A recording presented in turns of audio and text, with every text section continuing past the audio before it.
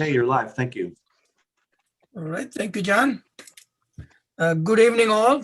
I'd like to call the Town of Rocky Hill Planning and Zoning Commission Zoom remote meeting of March 17th, 2021 to order. My name is Dimple Desai, Chairman of the Commission. Public speakers who have requested to speak during the public portion of the meeting or any of proposals for the Commission's action is already given Zoom remote meeting link to participate. IT staff will assist me in recognizing the public speaker as they are listed on the speakers list. Because we are in a Zoom meeting, I'm going to go over some guidelines that I would like everyone to strictly follow so that we have a complete record of our meeting. There'll be a queue for speakers. Speakers will be recognized by IT staff. All speakers are requested to keep themselves muted until they are needed to participate. Speak clearly, state your name and address for the record. You will have 2 minutes to speak. Please monitor your time. Having said that, if you wish to speak again later, please inform me before you are done. These are very important steps as we participate remotely. So please respect this request. At this time, I would like to introduce the commission members and the staff present for this meeting. So just assume we are sitting in a council chamber. On my left is Commissioner Zarelli, who will be seated. Commissioner Drapeau will be seated. Commissioner Aglico is an alternate. To my right would be Commissioner Marcos, seated. Commissioner Ron Robbins, seated. And Commissioner Nancy Brescia, alternate. We also have Kim Ritchie, Town Planner, Eileen Knapp, Recording Secretary. For the benefit of commissioners, assume we are sitting in the council chambers. I will start recognizing commissioners from left and go to the right for comments to avoid multiple conversation at the same time. I will recognize commissioner when it's their turn to speak. And thank you again for attending. We'd like to open up with the public hearing. Commissioner Zarelli.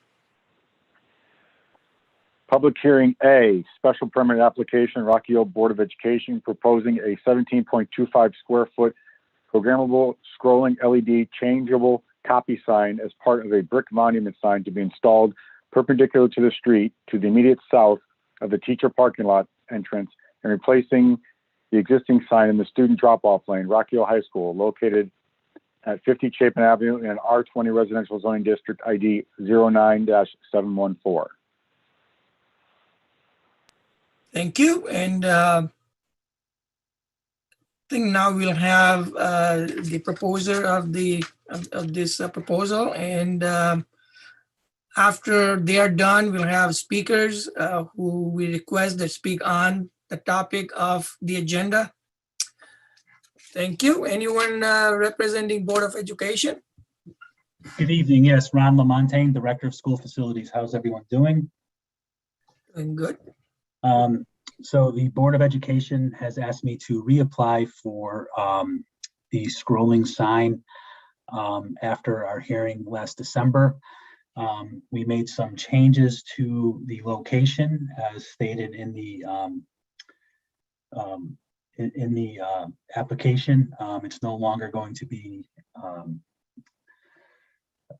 right on Chapin Ave, and in the existing location of the sign where we, after discussions with my facilities committee, we decided that a better location and better visibility would be just south of the teacher parking lot entrance. It'll be a little further in on the property, and it ultimately would not cause any direct light going into any homes in the area or cause passerbys to actually turn their head to read the signage. If you'd like, I'll go through the special permit criteria questions.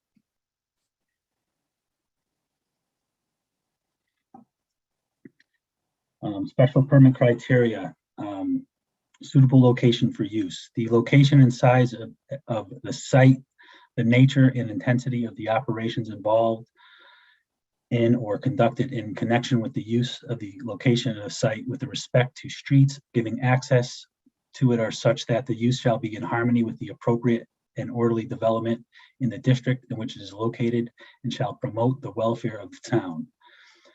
The monument will be installed perpendicular to Chapin Avenue. It will be located south of the entrance of the teacher parking lot and will be visible to north and south traveling traffic on Chapin Avenue. The monitor will be used to broadcast school, community, town, and emergency information. Item 2, that the proposed use shall be of such location, size, and character that in general, it will be in harmony with the appropriate and orderly development of the district in which it is proposed to be situated and shall not tend to depreciate the value of property in the neighborhood and shall not be detrimental to the orderly development of adjacent properties in accordance with the zoning classification of such properties. The monument will be situated perpendicular to Chapin Avenue. The brick and mortar structure will be in keeping with the high school building. The sign will be easily viewed by north and southbound traffic and will not hinder line of sight entering or exiting the parking lots. The sign will have dimming capability for operation after dark and can be programmed to shut down overnight to avoid additional light pollution to surrounding area. Appropriate improvements. The design elements of the proposed development will be attractive and suitable in relation to the site characteristics, the style of other buildings in the immediate area, and the existing and probable future character of the neighborhood in which the use is located. The monument will fit in the design of the high school and will be consistent with other community messaging signs at other town buildings which are located by Town Hall and Fire Station 3. The location, nature, and height of the buildings, walls, and fences, planned activities, and the nature and extent of landscaping on the site will be such that the use shall not hinder or discourage the appropriate developmental use of the adjacent land or buildings or impair the value thereof. The existing landscaping will be maintained by the town of Rocky Hill. The proposed use of or activity shall have no adverse effect upon the neighboring area resulting from the use of signs, exposed artificial light, colored lights of any nature, flashing lights, loudspeakers, or other noise-making devices. Auto dimming sensor will reduce the light emitted from the LED monitor during evening hours and will not introduce more light produced from the existing parking lot lighting. In cases where the proposed to convert a structure designed and built originally for other use, the structure is adaptable to the proposed use from the point of view of public health and safety. That item is not applicable. The suitable transportation conditions. The design, location, and specific details of the proposed use or activity shall not adversely affect safety in the streets, nor increase traffic congestion in the area, nor interfere with the pattern of vehicular circulation in such manner as to create or augment unsafe traffic conditions. The new proposed location will allow for a perpendicular installation. Viewing the sign will not require drivers to turn their head for reading purposes. Parking area or areas will be adequate size for the particular use and shall be suitably screened from adjoining residential uses, and entrance and exit drives will be laid out so as to prevent traffic hazards and nuisances. That item is not applicable. Streets and other rights of way will be such size, condition, and capacity in terms of width, grade, alignment, and visibility to adequately accommodate the traffic to be generated by the particular proposed use. Also not applicable. Adequate public utilities and services. If you'd like, I can read each one, but items 1 and 2 in item D and items 1 through 3 in item E are all not applicable. Long-term viability. Adequate provisions has been made for the sustained maintenance of the proposed development, structure, street, and other improvements. Monument and LED monitor will be maintained by my department, the School Facilities Department of the Rocky Hill Public Schools. Consistency with overall objectives. The proposed use or activity does not conflict with the purposes of the regulations as amended. Not applicable. the proposed use or the activity does not conflict with achievement of the goals, objectives, policies, and recommendations of the plan of conservation and development as amended, not applicable. And finally, the proposed use or activity adequately addresses the health, safety, and welfare of the public in general and the immediate neighborhood in particular. The sign will be used to broadcast emergency information provided by state and town of Rocky Hill as needed.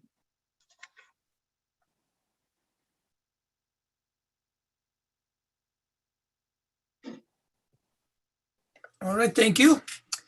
What we'll do now is open the public hearing to the public. So John, how do we want to do it? I believe we have a long list. Mr. Chairman, the list I sent you that were from the high school football boosters. I know for sure they want to speak on this topic. The other list, you may have to just call their name out and see if it was applicable to this agenda item. All right, so I'll just go from that list. First on my list is Eileen Bozzi.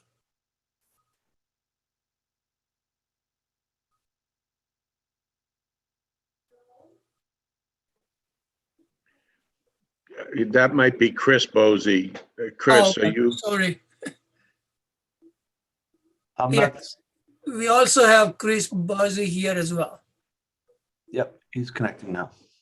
Yep, I'm here. All right, go ahead. So just briefly, because I know there's others on the Booster Club that want to speak. We are on tonight just in support of this sign. It's directly due to the participation of parents in our Booster Club throughout the years that we had the ability to provide a gift to the town or assist the town in putting this sign up. Not only will it broadcast school events, but also, like was said before, emergency messages when needed, and other things. So not just for athletics, but for all school activities. I think it's just a great addition to the high school property.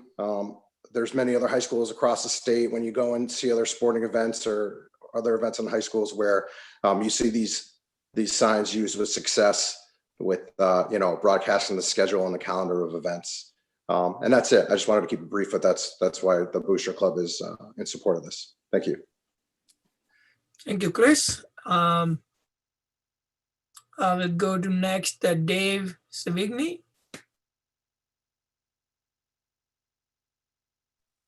Yes, thank you. Dave Savini, I'm at 85 Rosewood Drive in Rocky Hill. Yes, part of the Booster Club as well. The initial intention of our gift of $15,000 to the town was in part our way of giving back to the community. Our Booster Club has been going for 20 plus years now. Football's been going for about 21 or 22. So from the get-go, we've had a pretty healthy Booster Club. And with some, believe it or not, excess funds, we thought a good way to give back to the community would be to present a gift to go towards the signage. Now, we limited it at $15,000 because that was within our budget, and I understand that it's costing a little bit more, but it's not often that communities will get an unsolicited gift in order to, improve the town and the high school. And as Ron had mentioned and Chris before, it's not just signage and schedule events for the high school crowd, but it's also emergency community, whether there's COVID, vaccine, whatever it may be. It never hurts to get the word out digitally more than ever these days when we're trying to get away from print. And I understand that we got to try to keep the balance of the neighborhood. And honestly, that was something we thought of, but we didn't give a ton of thought. And I appreciate the fact that we are thinking about it now. The area where it was going to be put has been moved back.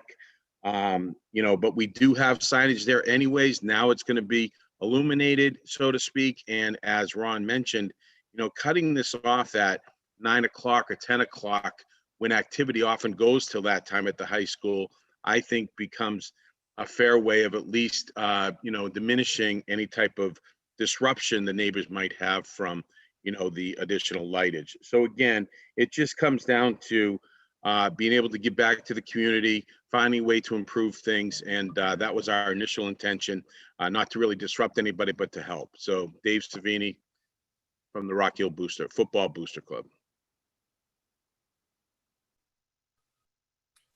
Thank you, Dave. I'll go to the next speaker, Kevin Walsh.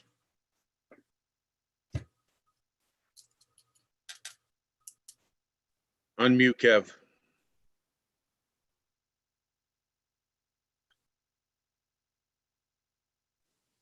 Okay, thank you. I just want to echo what Dave Savini and Chris Bosey had to say. The involvement with the Booster Club for the reasoning for this is obvious, to promote the football games, but also to include all the other activities that the high school has, whether they're sports related or not. So along with that, and the fact that there's already been some thought and given to lessening the light to the neighbors and darkening it down, and even shutting it down, I think is a great addition to this whole thing. Just to give you, in the past, it took an individual just for the football game. One individual had to go up there with a magnetic sign and changing the dates and locations and the teams that we were playing on a weekly basis, and that only enabled the people, the kids, to be reminded of the games, and that's because that was located at the turnaround for the buses where they dropped off the students, picked up the students off of Parsons Street. So this will actually obviously be able to make notification more to more of the public, people in town that want to that support all the sports and all the activities for the high school. And obviously with the other notifications that are possible, just like the two boards that are located off of in front of the firehouses on Station 2 and 3 on New Britain Avenue and on Main Street, and the one located in the center of town at the intersection of Elm and the Solistine. This is just another addition, in our opinion, that will help enhance everything for the town, for all notifications, no matter what you choose to use it for. So thank you for your time. Right, thank you, Kevin. I'll go on to next, Carol Carpenter. Are you here for this public hearing? Yes, I am. All right, go ahead, please. Thank you. I'd like to speak to the pollution that Chapin Avenue and surrounding area is subject to by the Board of Education. A gigantic generator, and when I requested plantings to deaden the noise pollution, I was told no. Every day, twice a day, we are subjected to automobile pollution. In the morning, it's not so bad, but the afternoons are terrible. Some parents come 15 to 20 minutes before student dismissal and sit with cars idling all of that time. Some of them don't even know enough not to block driveways. Most of us arrange errands to avoid the congestion. Now let's discuss light pollution. Sounds great what you're talking about. Oh yeah, we'll turn them off 10, 11 o'clock. The parking lot lights are so bright that all of our houses are lit like it's daylight. Any request I have made in the past to either dim the lights or turn them down at night has been denied. They're very worried about the children coming, I guess, and messing around in the parking lot. The truth of the matter is that this sounds like it's so important for the sporting events.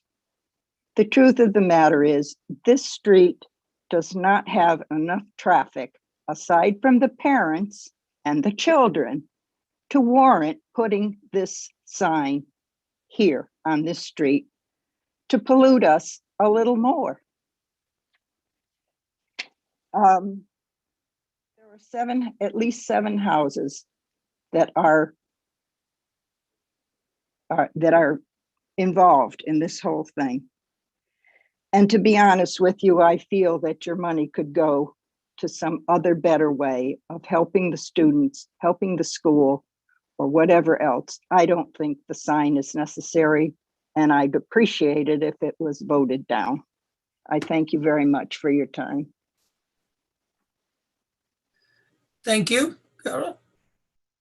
I'll move on to the next speaker, Jackie Farnham. Are you here for this public hearing? No, I'm here for a general public comment. All right, thank you. We'll move on to Elizabeth Frankovitsky. Sorry for the last name. Do we have Elizabeth? No, I do have correspondence from her and others that I'll read at the end of the speakers. Okay. I do see other individuals here, Cynthia Hunt, Yes, I'm Diane going to. Martinelli, Yep, let me go through the list. and So, Bill Pirro. the next on the list is Diane Martinelli. Yes, can you hear me? Yes. Okay, I have two letters of professional opinion. Now, am I supposed to read them? And I was told that they would not count toward my time. Am I supposed to read them, or is someone else going to read them? I did receive them, Diane, and I can certainly read them after the speakers are finished. Okay, all right. Good evening. I have brought to the members of the commission tonight two letters of professional opinion that Ms. Ricky will be reading. One of them is from attorney Raymond LaFall, who has 53 years of experience as an attorney and a real estate developer and is highly regarded in the town of Rocky Hill. And the other from Mr. David Holmes, a certified appraiser with 30 years of experience. Both of these professionals are in agreement that the LED sign, being of a commercial nature, located in close proximity to residences in a residentially zoned neighborhood, would impact marketability and result in a loss of value to those homeowners. The proposed location of the electronic sign would be located on a grassy piece of land south to the teacher's entrance driveway. This location is at the street line. It is only a few feet back from the original location. And what properties are in closest proximity to the sign? Residences, houses. The high school sits far back on the property. Yes, we have a school located on Chapin Avenue, but Chapin Avenue is a residentially zoned district. It was mentioned at the first hearing that there are other LED signs in town.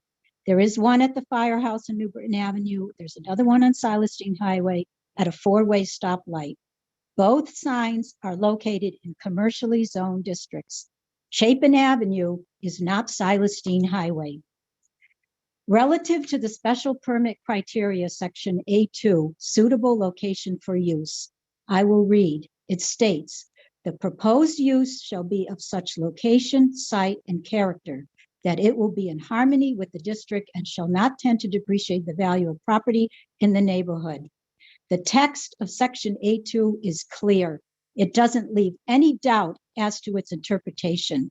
It states clearly that a proposed use shall be in accordance with zoning classifications. Commercial signs are appropriate for the zoning classification of a commercial district. The two electronic signs located in commercially zoned districts in Rocky Hill are appropriate for that classification only. In determining the suitability of the proposed sign would have to include careful review of the properties closest to it. And in that analysis, it is clear a commercial sign is not characteristic with the qualities of residential homes. I have provided support of that fact with two professional opinion letters, which will be read. On another topic, the new location of the sign has a different orientation. It is now perpendicular to the street versus parallel. This change of angle does not solve the hardship issue to one or more residences on Chapin Avenue. I mapped out a sight line of direction from the new location, and there would still be an obtrusive emittance of repetitive, unnatural light flashing directly towards one or more residences. It was stated by one of the commission members at the first hearing that the flashing lights during the day may result in a homeowner having to keep their blinds closed during the day, which would be unreasonable. Section B3, appropriateness of the special permit criteria, states the artificial light shall have no adverse effect on the neighboring area. The proposed auto dimming sensor, which can be used in the evening, does not address or solve the biggest problem. And the biggest problem is the light that is flashing toward residences during the daytime hours. The change in orientation would not solve the hardship issue that would still be inflicted on residents, and in my opinion, would violate Section B3. And lastly, I want to speak about the essentiality of what is going to be broadcasted by this sign. It was already established at the first hearing that the town and community news would be duplicate of what is already being broadcasted at the other 3 electronic signs in town. What makes this sign different from the other 3 signs is the dissemination of school information. On the proposal, it lists the sign's purpose as school information first. So the primary audience and focus is for necessary school information. Miss Diane, can I say, we are limiting so everyone else can have. Yeah, I just have opportunity. just 30 seconds more and I'll be done. Thank you. No problem. I stated at the first hearing that I spoke to an individual in a professional capacity that works at the high school, that works day in and day out with the students. That person stated that the students get all the information they need on their phones. I wanted to research this more, so I spoke with my contact again, and I asked, can you be very specific about what information is being disseminated to students in-house? I was told there's 2 very large monitors inside the school, one in the cafeteria and one in the lobby, displaying all the pertinent information that they need, including emergency information and all of the other information that the Booster Club just mentioned. On the phones of the students, there is a Rocky Hill High School website for information, and there's also something called the Daily Bulletin. Every day it changes with information regarding what the students need to know. I asked, are the students contacted directly about athletics? And they said yes. So I says, what is left for this electronic sign to display? And this person said nothing. All that money would be spent on a sign of no value. The sign has no new town and community information to be broadcasted that's not already being broadcasted at the other 3 locations. It does not have an aesthetic value. It does not belong in a residential area. It has no new pertinent information value for Ms. students. Martinelli, can you please? Yes, I'm Yes. finishing. In I closing. give more than enough time, please. Okay, one more sentence. In closing, there is something really important to mention. The special permit criteria is part of the town of Rocky Hill regulations. The town is saying, please use these guidelines in determining whether the proposed use would be in compliance with town regulations. I have provided evidence that it would not comply. I am asking the commission members to deny this application. Thank you. Thank you. I'll move on to the next speaker, Cynthia Hunt.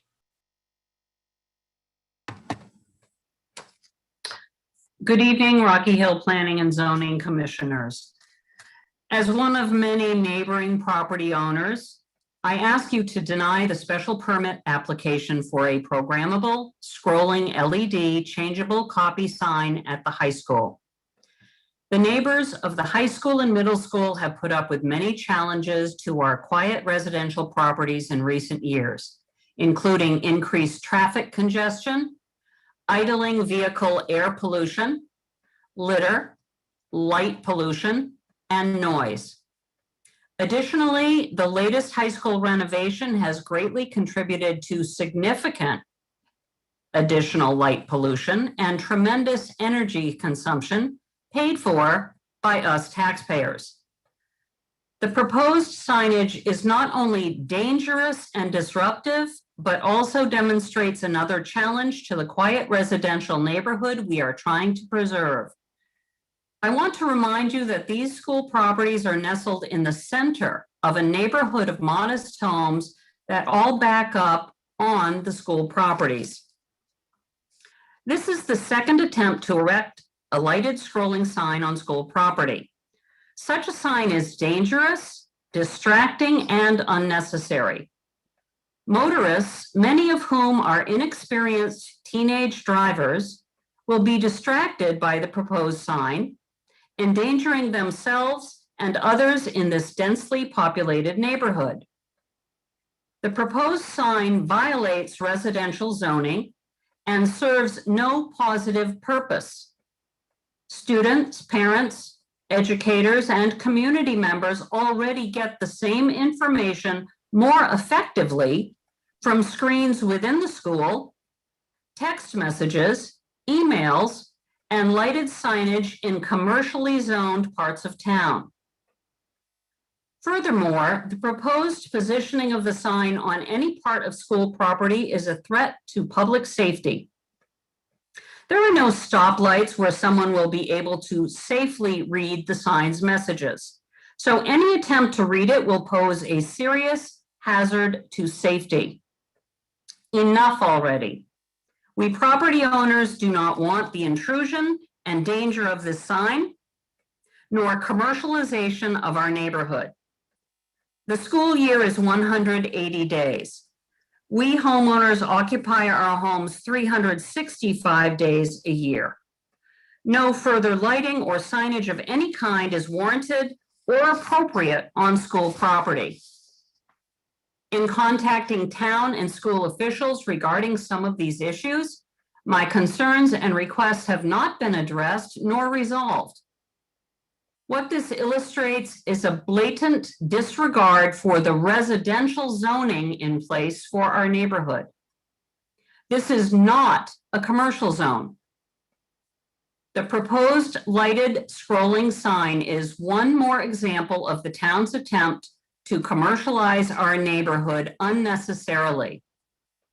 This type of sign is best suited for positioning within a commercial zone with higher traffic like the 2 or 3 that already exist on routes 99 near Town Hall and Route 160.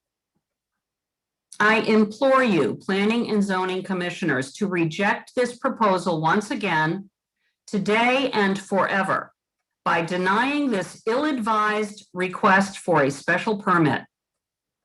In doing so, you will be promoting public safety, preserving the value and integrity of our abutting properties, and demonstrating a respect and consideration for those of us who live here and wish to keep our neighborhood a safe residential zone and not a commercial zone. Thank you for your time and consideration. I am Cynthia Hunt, 216 Parsonage Street. Thank you. The next speaker in line is William Puro. Are you here for this public hearing? Mr. Chairman? Yep. We should be getting the street address of each of the speakers when they speak. I know the last woman did that, but nobody else has yet.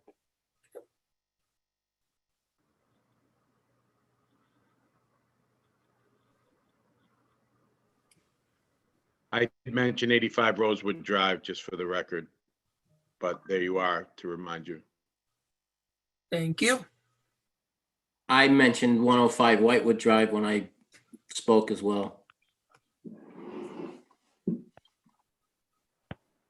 And I was Chris Bosey at 246 Trinity Ridge, Rock Hill, for the record.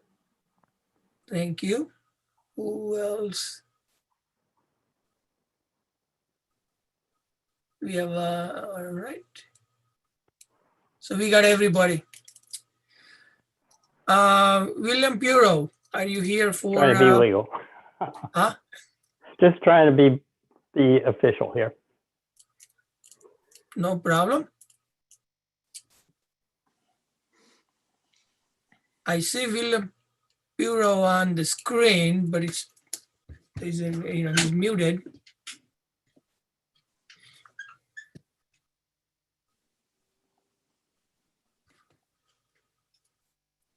John, can you unmute him or, oh, he might be on phone.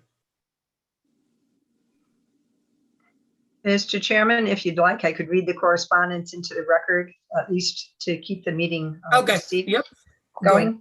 I'm here. Can you hear me now? Oh, okay. Yes, I will, I'm here. Can you hear me now, William? yes, You're over go here. ahead. I'm sorry, you can hear me? Yes, Okay. All right, Bill Puro, 57 Chapin Avenue. Chapin Avenue is not heavily traveled. There is no advantage to broadcasting school emergency or town information in both directions on this street. If the students and the drop-off parents are the intended audience, only a small percentage will be reached. Right now, there are 50 drop-offs in the morning and 21 pickups at night. As it is, the majority of the students are being dropped off by bus at the rear of the school. All residents, students, and parents are connected with school emergency and town information now through home desktops and smartphones and websites, through email, through phone calls, through free newspapers. And don't forget the 3 scrolling displays in town that we've been mentioning. They broadcast these activities and events now.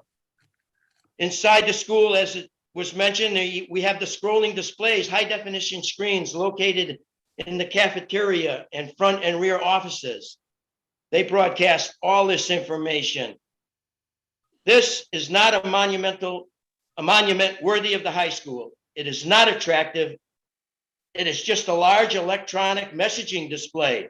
It is out of character for this residential area and school front. The front of the school has a clean academic and campus appearance after the renovation. The addition of a large double-sided imaging and texting display in a brick wall will introduce a seedy touch to this landscape. If there is money available for an expensive outdoor electronic display and continuous electrical power consumption, these tax dollars should be redirected for the needs of our teaching staff and students. A decrease in property value and potential buyers is a concern for me. I'm certain many people will not be interested in buying this home that has a flashing display in its line of sight. The premise that this scrolling LED display will provide important information to residents or parents and students makes no sense. We don't need it. This project is unnecessary and self-serving. It is a non-essential enhancement, and I plead with zoning and commission to deny this application once and for all. That's it. Thank you. thank you. Kim, do you want to read the correspondence? yes, I will. Diane Martinelli, I apologize for the mispronunciation. When she spoke, she referred to 2 pieces of correspondence. I have a letter dated, can you hear me? Okay.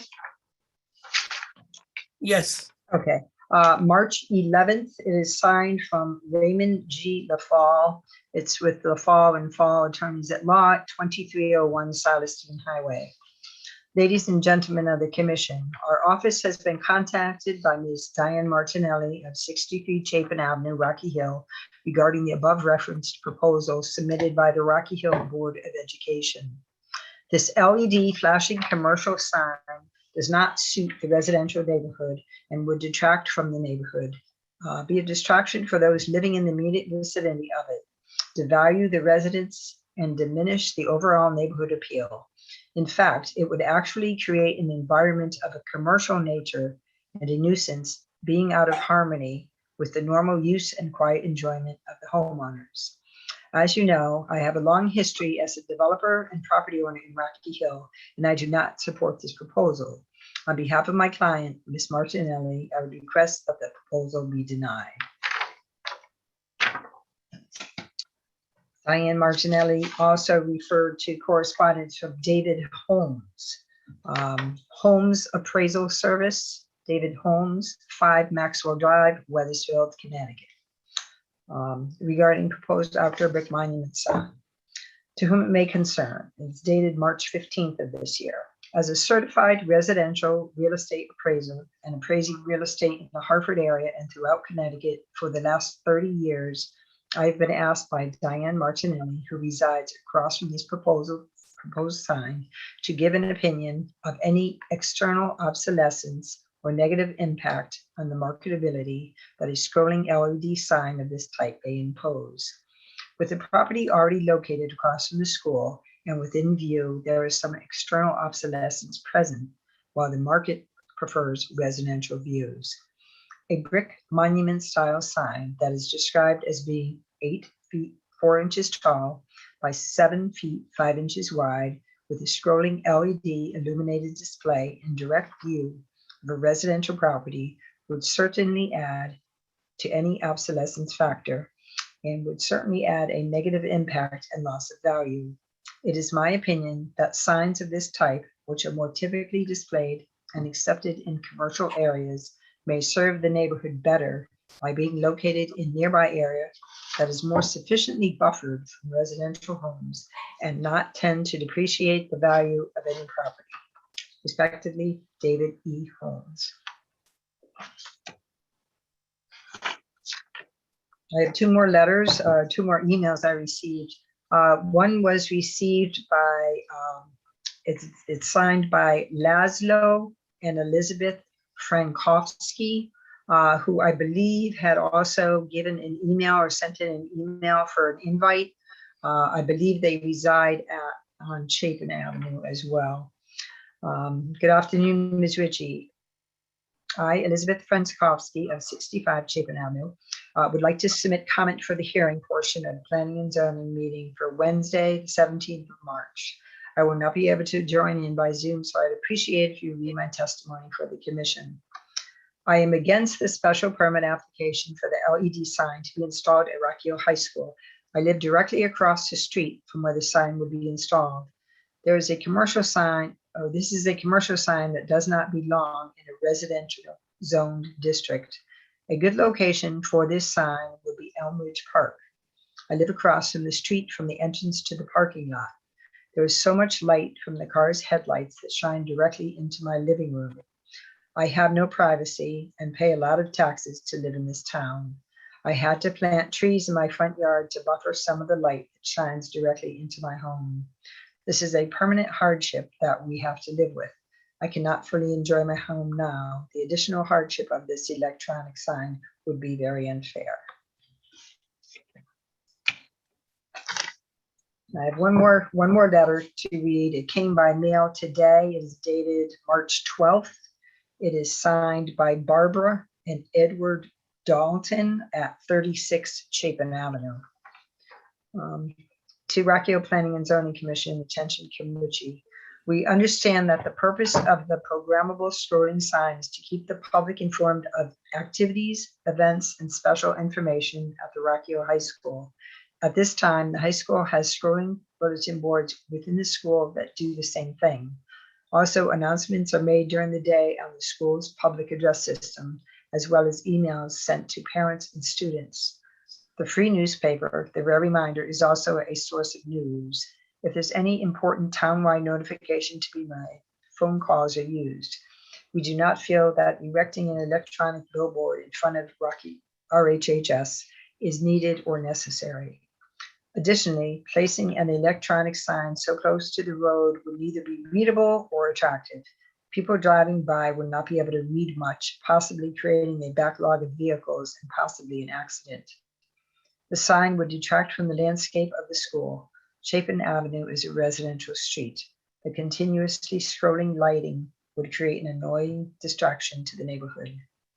In this age of COVID, where so much money has already been spent on readjusting to our children's learning needs and the huge job of sanitizing the schools, spending money on electronic bulletin board sign is not the way we want our tax dollars spent.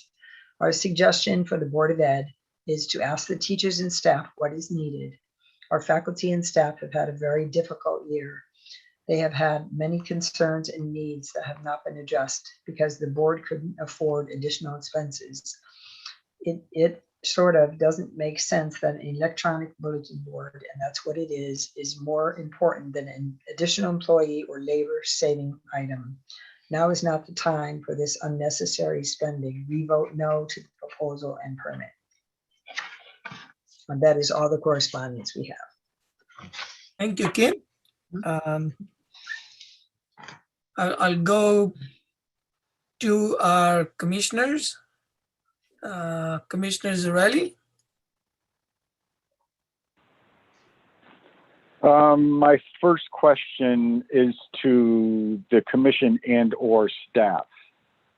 As we were going through this and I'm reading the public hearing, the sign says that it's a programmable / scrolling LED / changeable copy sign.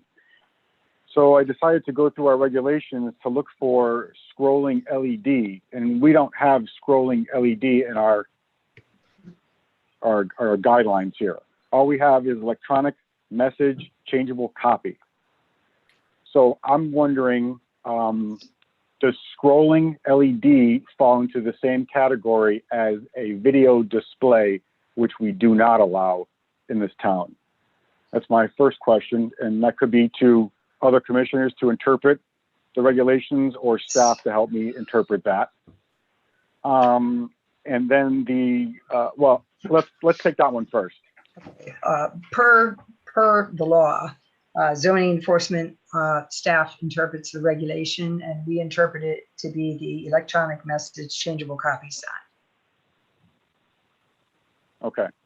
So, because I interpret scrolling LED as it actually like a ticker tape scrolling, which would be a video display. So that's why I wanted to get some clarity on the scrolling. If you look at the regulation 7C33 and the definition page on page 25, there's no mention of the word scrolling. And I remember when these regulations were made, we specifically said that we did not want scrolling and or video because of the distraction. But I throw that out just as a point of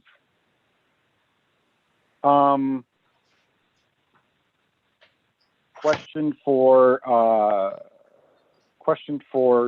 the applicant.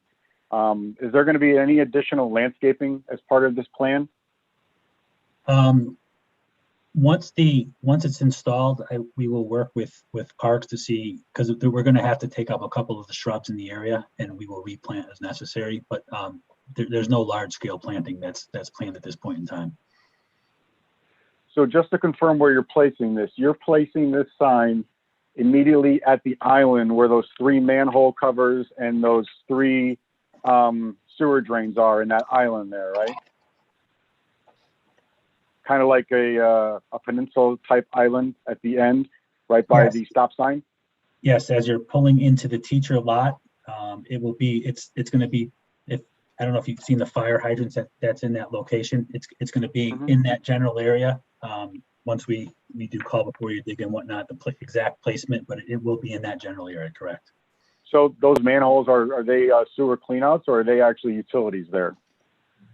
There's no manholes on that peninsula that I'm aware of. I thought I saw some there. That's why I asked.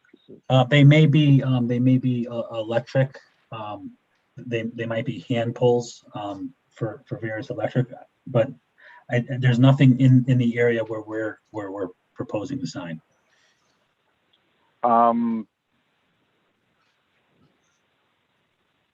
And you said you're replacing the sign that's in the island now that's parallel to the road, right? Yeah, we will remove that sign completely and put plantings in place of it. And then the new signage would be located just outside the teacher parking lot. Do you know if that sign was donated by a class or anybody that would be kind of tough for them to lose their donation? I do believe that was purchased as part of the renovation, but I'm not positive. I will absolutely look into that though. Because we could always possibly, you know, we'd have to see, we're only allowed one sign on the property. So I'd have to look further into that. But I will check with the building administration to find out when that sign was donated or if it was part of the project. I have more questions, but I'm going to defer to other commission members first. Thank you. Thank you, Commissioner. And next I'll go to Commissioner Drupal.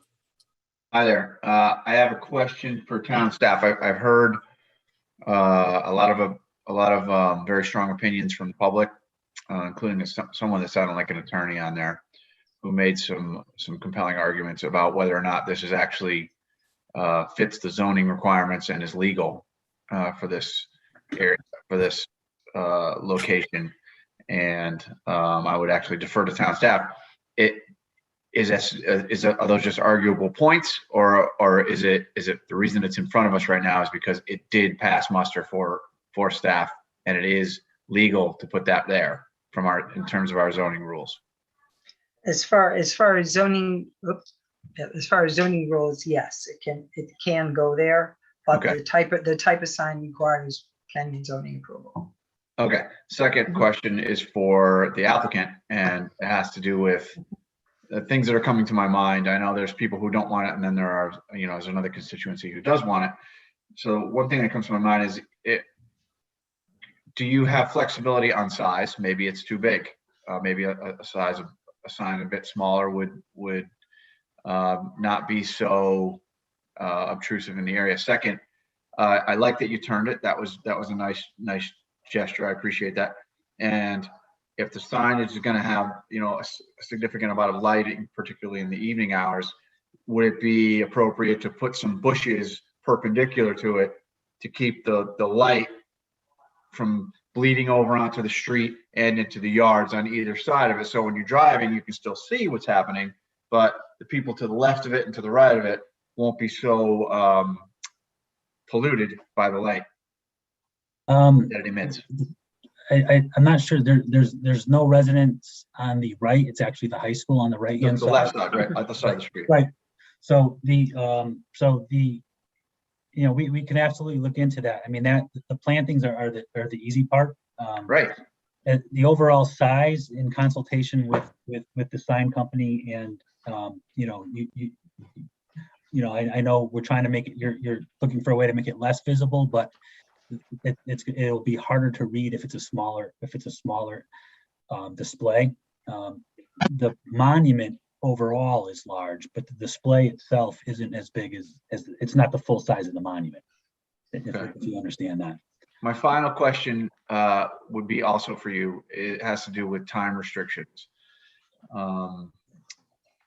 I know if we were to pass it with, I don't know if we can do this from town staff perspective.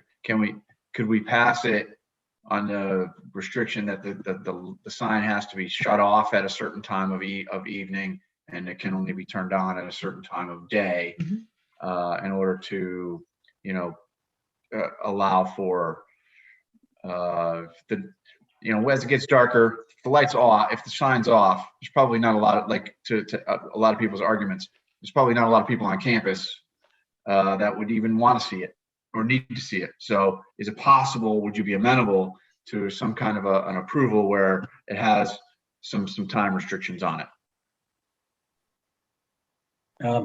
I don't have a problem with a restricted time. All I would ask is that it absolutely be allowed during, school hours, and then, and obviously different times of the year, it has a different, it's going to dim at a later time this time of year than it will in the fall and winter, because of how dark it gets at that time of day. But we would like to have it available so that if there are events which typically run into the early evening, that it still be maintained for that timeline. But obviously we'd be happy to get it and get your approval, and we will work with whatever guidelines you set forth. Okay, I have no more questions, Mr. Chairman. Thank you. Commissioner Glico.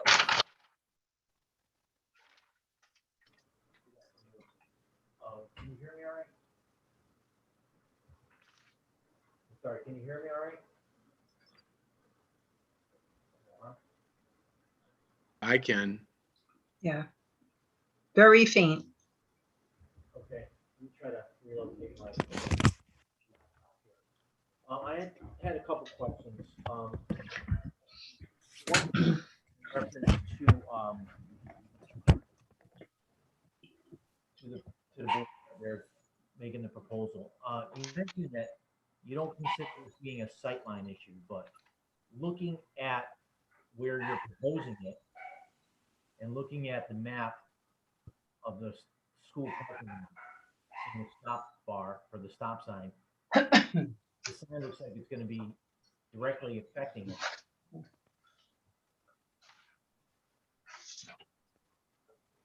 It's actually inset. The stop sign will be past the sign. The sign location. So the traffic that's pulling out will actually be stopping once they get past the sign. Looking at what you gave us for a map, it doesn't show a stop bar, it doesn't show a stop sign. But what I'm looking at is on Google Earth, and I'm assuming that this is the renovation because it shows the new curves and the new. The hydrant is behind the sidewalk, and it shows it encroaching into the parking space of the first parking spot. So the stop bar is actually at the same location. If you don't mind, I'm going to pull that image up myself so we can be on the same topic here. Yeah, I'm not sure if I could share a screen, but I could try. Is that okay with Jim? Would that be okay if I try to share the screen?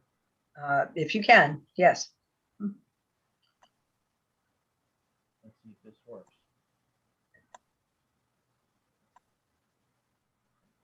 Let me know if you guys can see it. Yep. Okay. So if this, I'm assuming this is still the stop bar? Ron? That's correct. That's correct. So looking at what you're proposing here, the sign would go, can you see my mouse? It would be behind the fire hydrant and basically in the area where the stop sign is. Am I correct in assuming that, looking at the way this is designed? Because this is 7 feet. Right. So it would actually be on the other side of the fire hydrant. I do see where you're coming from on that in that respect. You're actually saying that it's past the point of the fire hydrant? It'll be on this side of the fire hydrant. It'll be on this side of the fire hydrant. And the reason for that is where the existing electrical line that was put in as part of the project to power this, I'm able to access that conduit and not have to retrench, but it does run through that portion of the island there, and then it takes a sharp left from here and goes up to the building. But it is on this side of the hydrant where it's going to be going. So these are the three structures or three couplings. Right. We're not in that area there at all. We're further south from the hydrant. All right. So are these the bushes you were referencing need to be removed? Yes, in this general area, because we would remove them as part of the excavation and work, and then it would be in that general area there. All right. So my last question. I'm sorry. Okay, so the plan, so it's in a different location as shown on the plan submitted. Yeah. I drew the bubble on that plan as and indicated where there's still some underground verification. Once we do call before your dig, it might not be. That is not to scale in any way, shape, or form, but it is in that general area.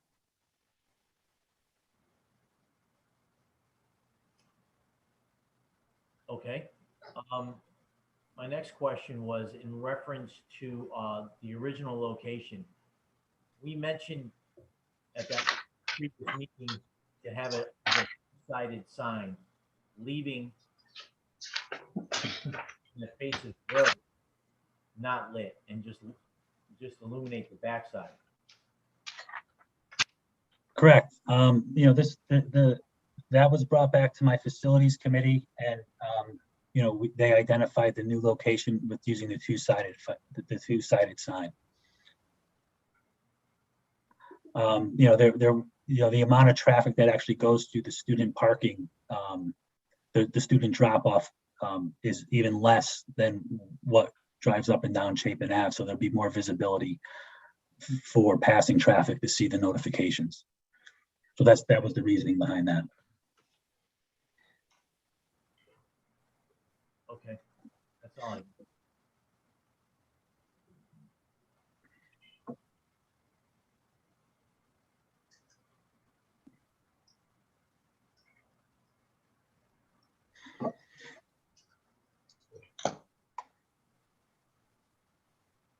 I'm all set.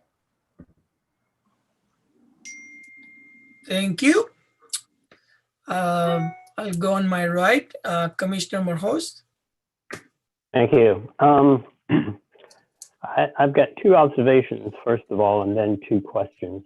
The sign itself is portrayed as being 17 square feet, but the wall on which it's going to be mounted is 63 square feet, which is almost 4 times the size of the actual sign. So just want everybody to understand, there's going to be could be this 63 square foot brick wall up off the side of the street. That's one observation. Another one is that just about a half a mile away, we have a similar sign located probably at the busiest intersection in town, at least busiest non-highway intersection in town, near town hall, and which would probably be mimicking automation that could be on this sign. So those are my two observations. The questions I have is a big emphasis was this is going to be for advertising football games. How many football games are played at the high school every year? Is there someone that could answer that? I would defer to Mr. Savini, please. It's hard to see who's still, oh yeah, I see him. There are generally 5 football games a year at the high school, but just for correction, it wasn't just football. This is donated by the Football Boosters. It's for every athletic and school activity.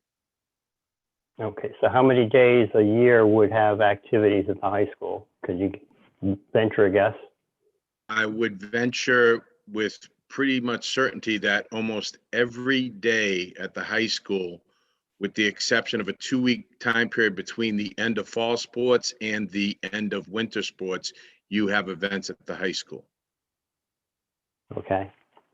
And back in December, when we heard this application the first time, it was recommended that the Board of Education meet with the residents to discuss alternative to the sign that we actually denied at that time. Did that take place? I can't speak to that. I'm not a board member. That was, you know, brought to the superintendent, and you know, I'm not sure if that happened or not. I was not involved if it did.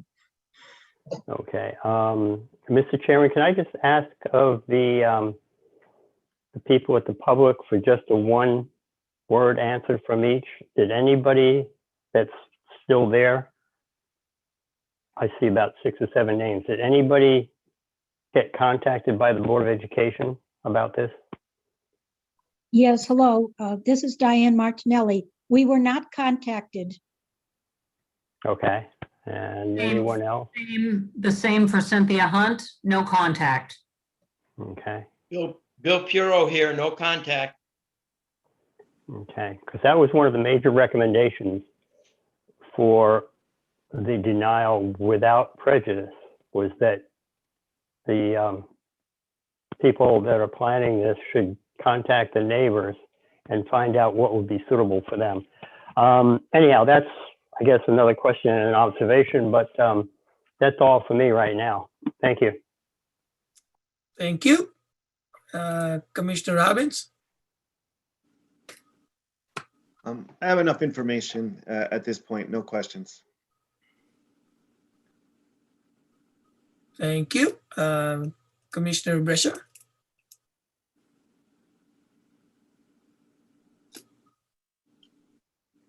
Hi, I had a couple questions. So when the applicant read the proposal, I think I heard that it could be shut off at a certain point in time at night, but it didn't say what time. So I would really like to really see a clarification of when, because it shouldn't be shut off at midnight, 1 o'clock. I think we need to be more specific on the time frame. Could means it could, and then it could not be. So we just need to be clear if that's going to be shut off or not.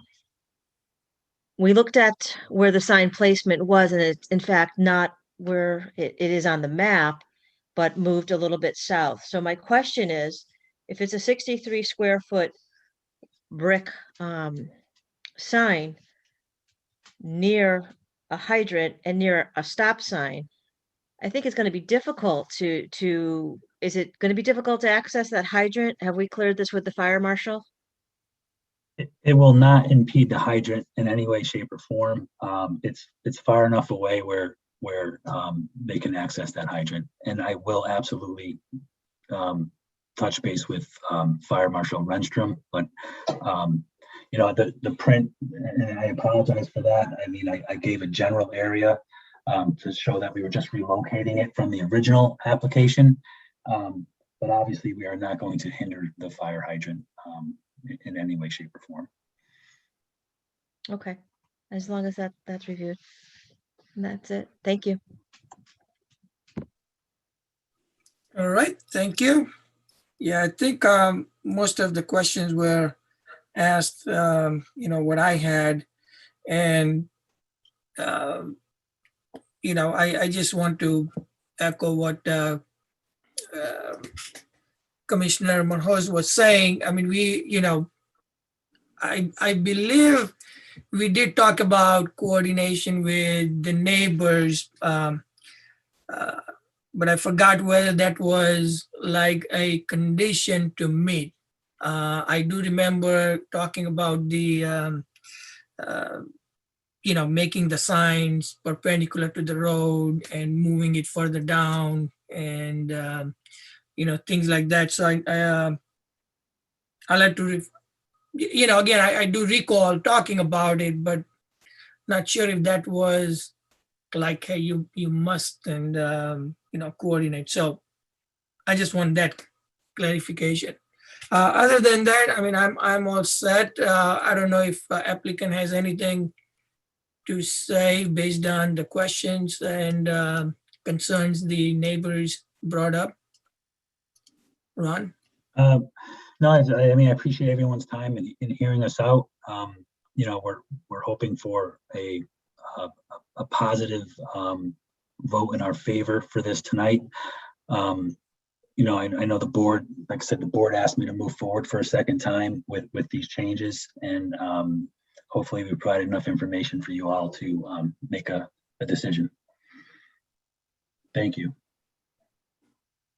Is the public allowed to make another comment? Chairman? I think you're on mute, Chairman.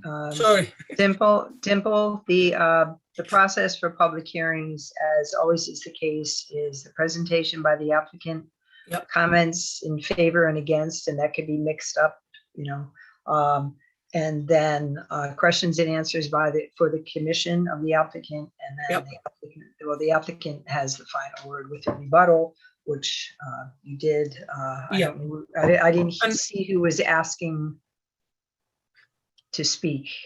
Yeah, understood. I think, again, Dave, we, as Kim said, we the public portion is over. Now we are in the commissions and commissioner members. And applicant is the one who can, that's what Ron did. So, we can have. we can open up. Understood, and I'll be respectful of the time. Thank you. Can I have a motion to, whatever the motion is? Motion to close the public hearing. I'll second that. All in favor? Aye. Aye. Any opposed? Motion passes. Continued public hearing, fill permit application, Commercial Services Realty proposing to deposit and grade 9,500 cubic yards of fill with a wall, drainage weirs, and erosion sedimentation controls for property located at 581 Cromwell Avenue in a C Commercial Zoning District ID 12-138. Revised plans and action report from inland wetlands and watercourse agencies only.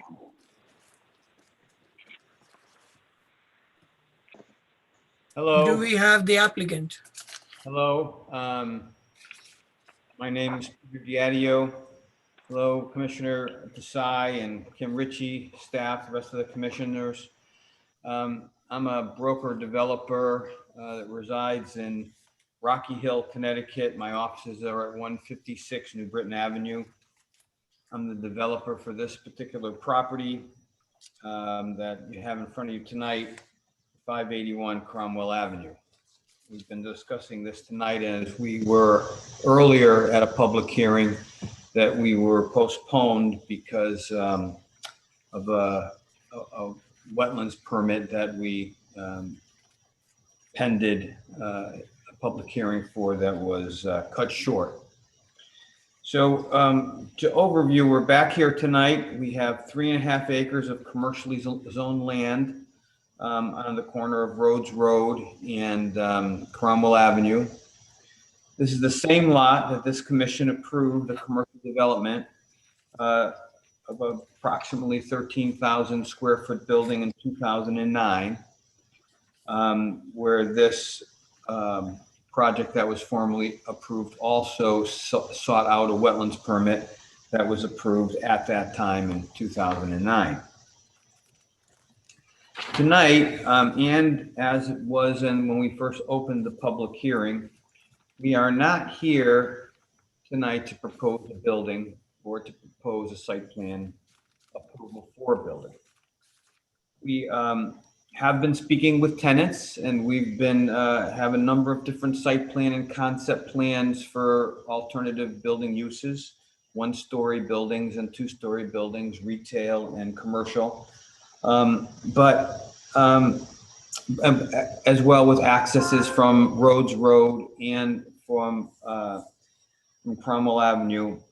However, tonight, we're not here to seek that approval. As a matter of fact, we need to come back to this commission in the future with our plan of development so that we can talk about the things that normally are talked about during a site plan for a commercial building, such as traffic and landscaping and views of the buildings that will be developed, which this commission will fully attempt to vent when we're ready for that phase of the project. Tonight, we're here to discuss a fill permit. When we were here earlier at the public hearing, we were discussing a fill permit, and it was noted that there was wetlands on the site, and we needed to be sure that we had our wetlands permit in line. So earlier this month, the Wetlands Commission heard us in the form of a public hearing. And fortunately, we received a unanimous vote to secure our wetlands permit. We haven't actually received it yet, but we did get the vote. Bob Alvarado confirmed that he'll be sending us the actual decision. And we'll have that shortly. I'd like to make note that this fill permit that we're here to speak about tonight, the limits of that fill does not go beyond the upland review area that was approved in 2009 and that was approved last month by, or earlier this month by the wetlands, our fill permit does not encroach beyond what was formally approved in the upland review area. I would also like to mention that after cutting the trees from the site, the removal of these trees, they revealed some foundations that were abandoned and tree stumps that exist today on the property and a wood chip pile that will be, that remains on the property.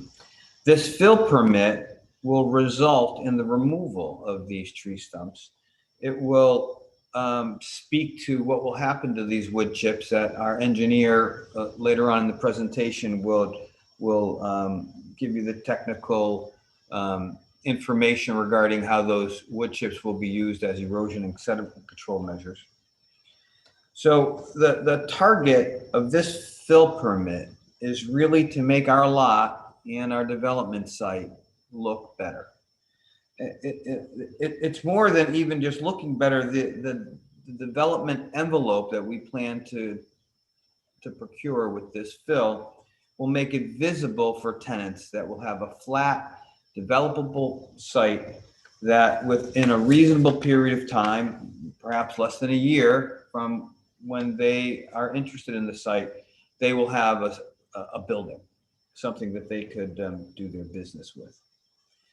So if I can, at this point in time, I'd like to introduce our engineer, John Mills, that can go through the plan that we have, which is very similar to the plan that you've seen. It's just been updated from comments from the wetlands and comments that this commission actually suggested from our earlier presentation.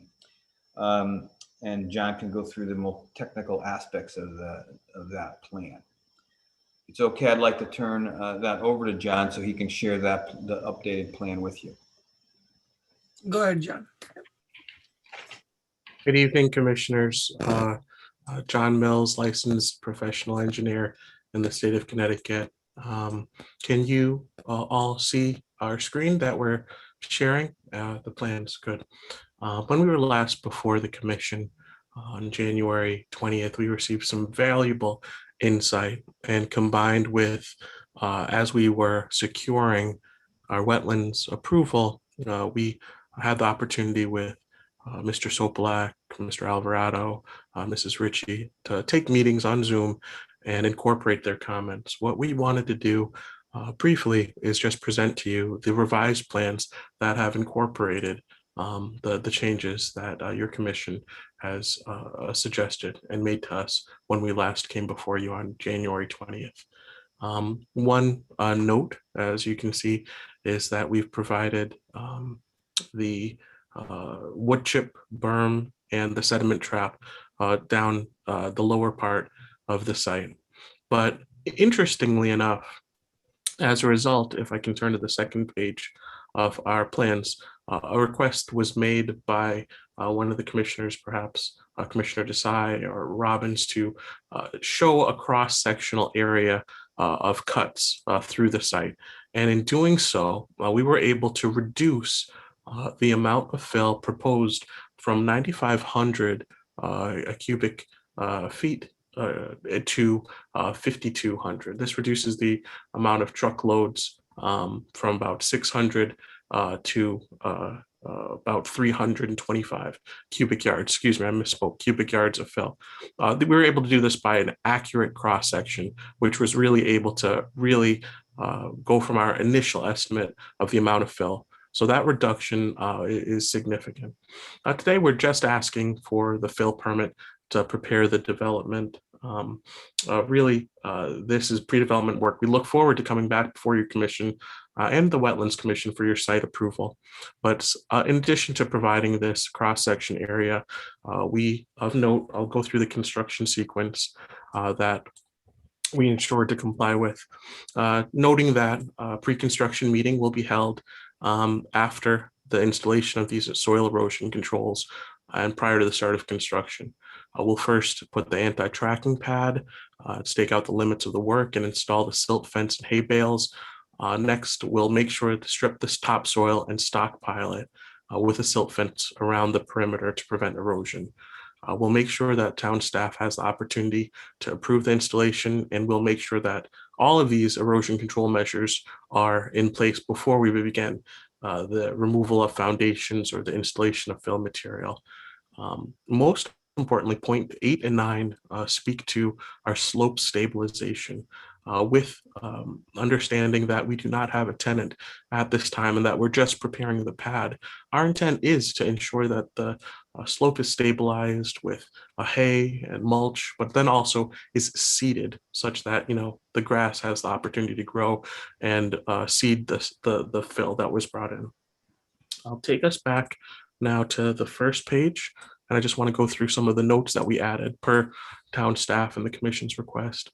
We want to highlight point number 1, that the town, all the conditions, all the plans that we're submitting will be installed prior to the beginning of construction work, and it'll be inspected by the town. So the volume of fill has been reduced to 5,230 cubic yards of fill, and the type of fill was brought up as to what type we're going to be using. Well, the applicant does have clean fill that's produced in accordance with the town of Rocky Hill regulations from a site in Berlin, and that's what is going to be brought in and used and installed in place here. Point number 5 in our notes brings out that the area the upland review impacted is 32,200 square feet, which is the same as was approved in the previous site plan from 2009. So that was a question that had been raised by members of the commission. What's the area of upland review? We've also showing the wetlands that was delineated by SSES.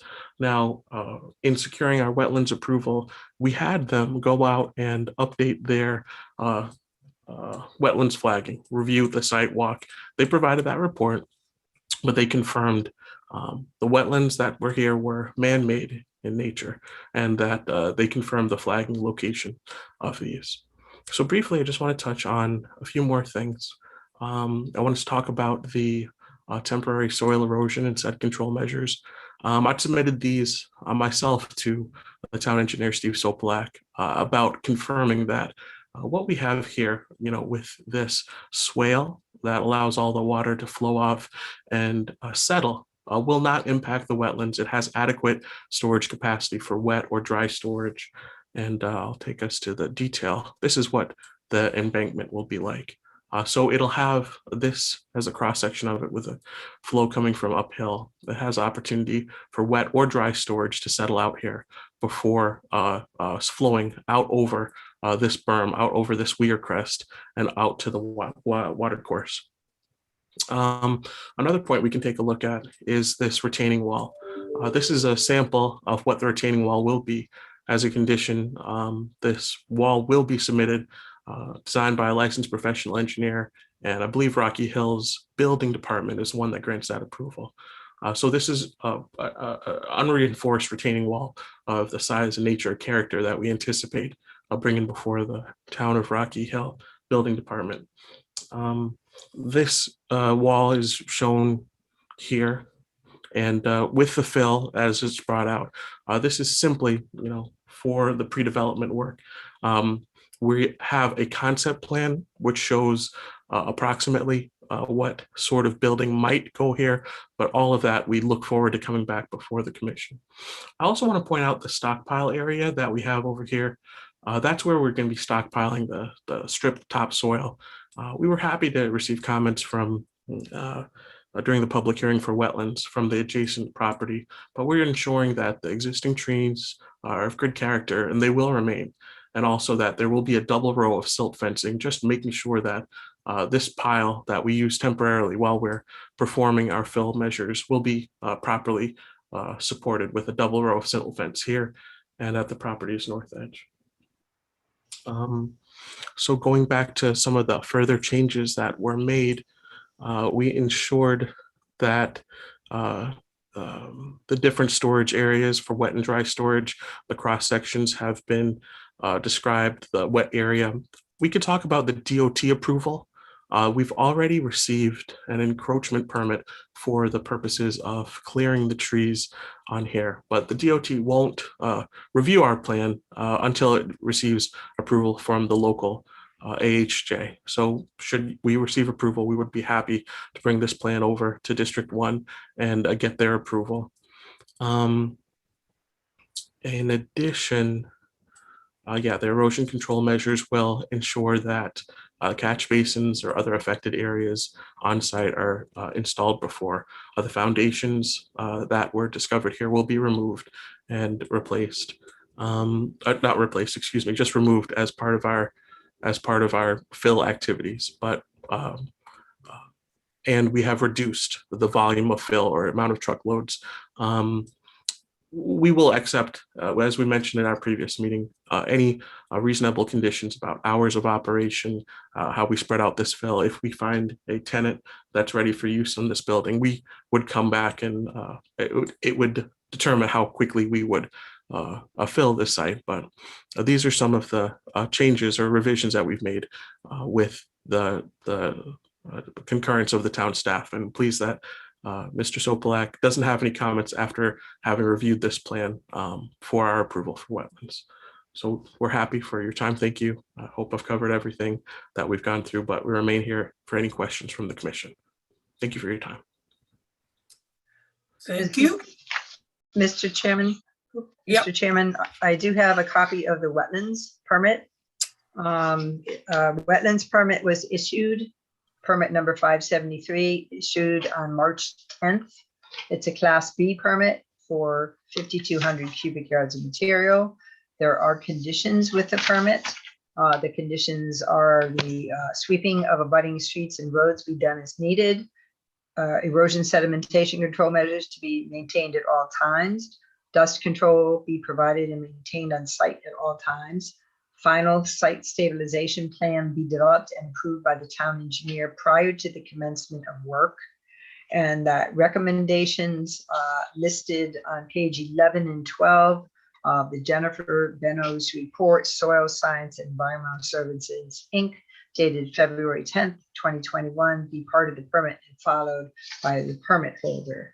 And I have that here, and I believe I forwarded that on to the commission in an email about mitigation measures. Yes, we did receive it. Thank you. Yeah. Okay. What I'll do is I'll go through, our commissioners and see if they have any comments, concerns. Commissioner Zarelli. Just a point of order. Do we need to find out if anybody's here from the public first or no? It was a continued public hearing for the presentation of the revised plan and the wetlands approval. So yes, if people want to comment on just those items, yes. Yes. They can. Yes, I'm sorry, I should have asked. Is there anyone in the public who would like to comment on this application? Hearing none. You are Commissioner Zarelli. Okay. Mr. Mills, you said that you guys did some calculations and that you're looking at a significant lower number than the 9,500 yards you're asking for as part of the initial plan. Are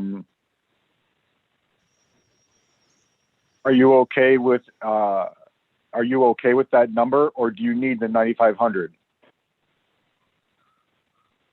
To answer the question, that number 5,200 is as a result of tighter contours, a more accurate representation, the opportunity, as was correctly and helpfully suggested by the commission, to provide cross sections is what allowed us to go from a broad, generic, wide brush to a more detailed, accurate amount of placement of this fill. So the 5,200 cubic yards is perfectly sufficient, and we'd be happy with that at this time. No further questions. Thank you. Thank you. Commissioner Drapeau. Hi, Mr. Chairman. I don't have any questions, but I did want to thank Mr. Mills for his very detailed explanation and presentation. It was very helpful. And I just, well, just to make sure, Kim, they did pass the wetlands. So this now is official in front of us. Wetlands was passed, yes. They do have the right to apply simultaneously. Wetlands approved it March 10th. Very good. Thank you. No further questions. Thank you. Commissioner Glico.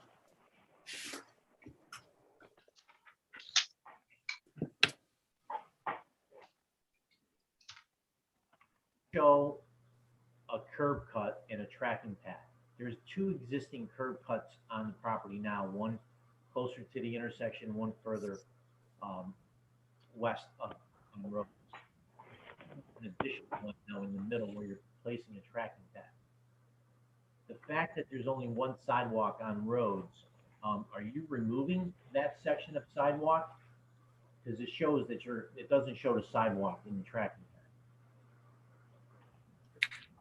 pad. If it's all right with the applicant, I could answer that one. For the purposes of this fill permit, we're not going to be removing any sidewalk. No, we're just going to be placing the tracking pad and using that for fill activity rather than off at Cromwell Avenue. We would be happy, to revise the location of that construction pad if the other curb cut was a more ideal location. But this time, that's where we were temporarily going to be placing the tracking mat for the purposes of while we're commencing with fill activities. But we're open to a condition of approval if you'd like us to relocate or have a different location for that. Let me just add that the applicant would not have a problem relocating the tracking pad to the existing curb cut. We prefer the one further away from the corner simply so that the trucks can make the turn. So my only concern would be the safety of pedestrians walking on the sidewalk. Because if you're cut in a new curb cut, I don't know if the sidewalk is thick enough to handle the load of the trucks. So I guess that'd be a question for staff. Well, certainly if we damage the sidewalk, we would need to replace it, but that would be subject to, of course, to staff's review. That's all I have. Thank you. Thank you. Commissioner Marhos. The only thing I'm unclear about is what exactly are we going to approve or deny tonight to allow them to in the landfill and place it on the property, and that's it? Because I heard some comments about building pads and everything. That's not presented to us yet. I presume that'll be the next round. The applicant is applying for a fill permit under your regulations, and that is something you can act on. They did show a concept plan, and one of my comments as staff to you folks is that no matter what action you take, you do it and you state so on the record that you are not including any concept plans.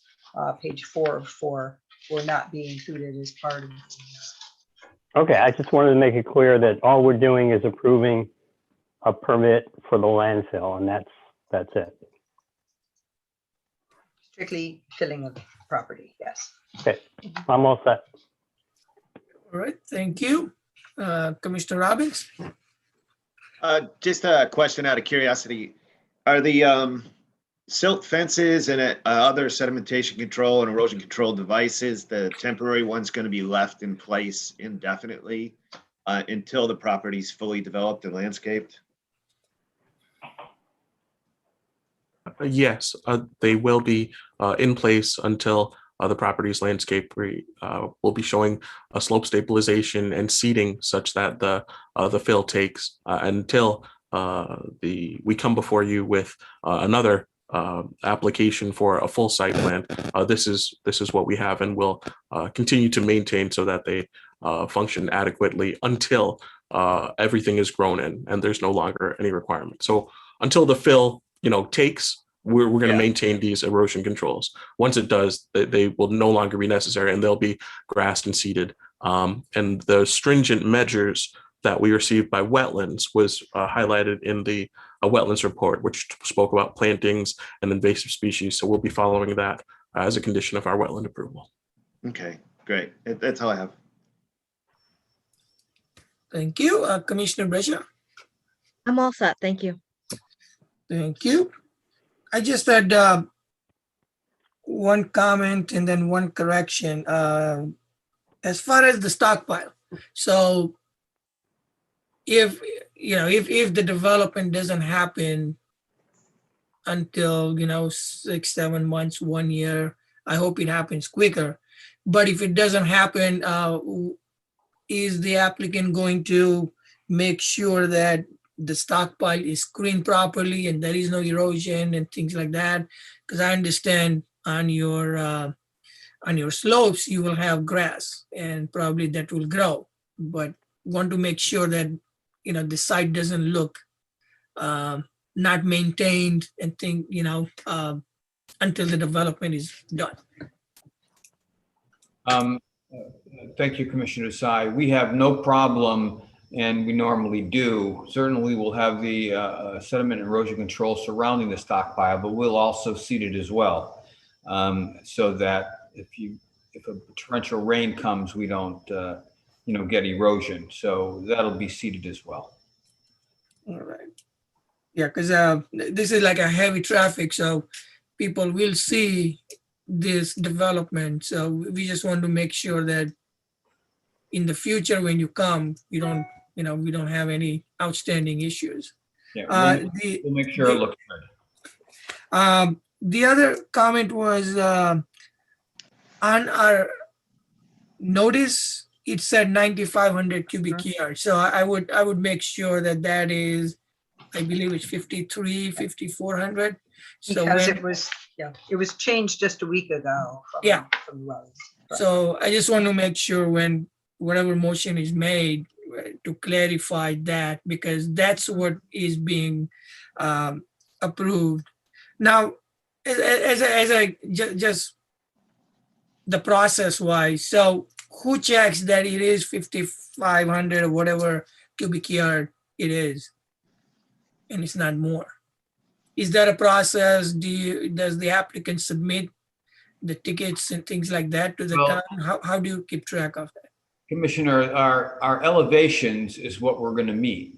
So it happens that there are cuts and fills on the lot, which balances it a little more than the 9,500 proposed. So the elevations that are on the site plan is the elevations that we're going to meet. And so the exact amount of trucks, is always estimated simply with a math equation. What's my elevations today? What are they going to be? And they do a math calculation to come up with the 9,400. So it wasn't until the requested sections were developed on the lot that the engineers modified their calculation, because now there's some cuts and some fills in some areas, so there's only 5,400 required. So the guideline or the control will be that we'll bring the site to the elevation as the proposed fill permit allows. And then that's how you know when we're done. Understood, but and I think that's where Commissioner Zarelli was going, that you are proposing 5,200, whatever the number is that sufficient? Because we, again, just by changing half foot of contour, things can change. So again, we want to make sure that we are in that vicinity and it doesn't, become twice, for example, or become 9,500, for example, Sure, I appreciate your comment, Chairman Desai. There would just be no place to put it. So we're going to come up to the elevation that we propose on our plan, and we'll meet that grade, and we won't go higher than it. And so the amount of trucks that it will take to do that, minus the cutting that we're creating on the existing site plan, which is a fill permit plan, is how we come up with those grades. And our engineer is confident that the 5,400 will be enough to do that. And we certainly rely on him. We know that he knows his business well. He's worked closely with Bon Giovanni, the surveyor, on that with the sections to concur that that's an adequate amount of fill. If there is anything else needed or any change that happens, we'll have to come back in front of you. but we don't expect that's the case until we get a plan of development for our tenant building. Thank you. I'm all set. Can I have a motion, please? Motion to close the public hearing. I'll second that. All in favor? Aye. Aye. Any opposed? Motion passes. Moving on to item 3, public comment. And I know we have some guests here who would like to address to the commission. And I believe that's Jackie Farnham.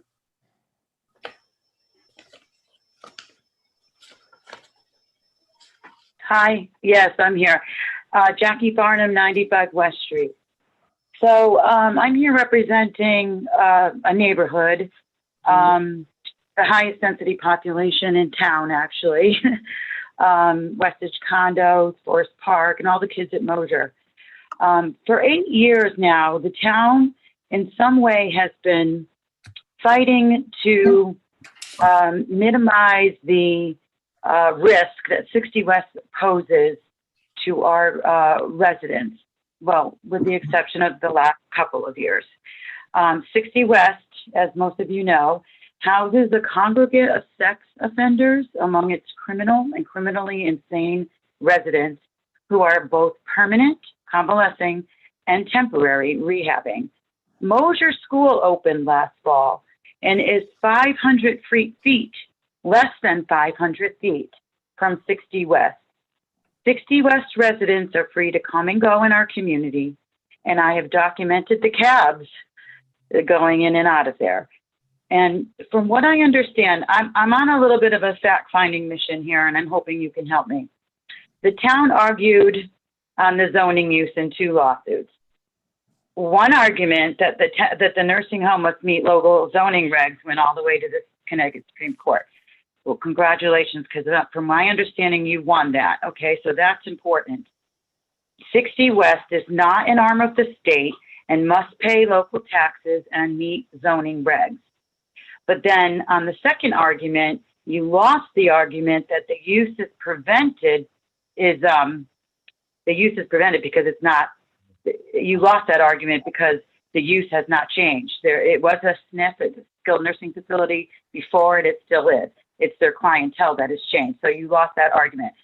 I don't, Kim, maybe you can confirm. Is that so far so good? Am I right so far? The first lawsuit was that they argued that they were an arm of the state, and we said, no, you're not, so you must pay taxes, and we won on that one. The second one, you are correct.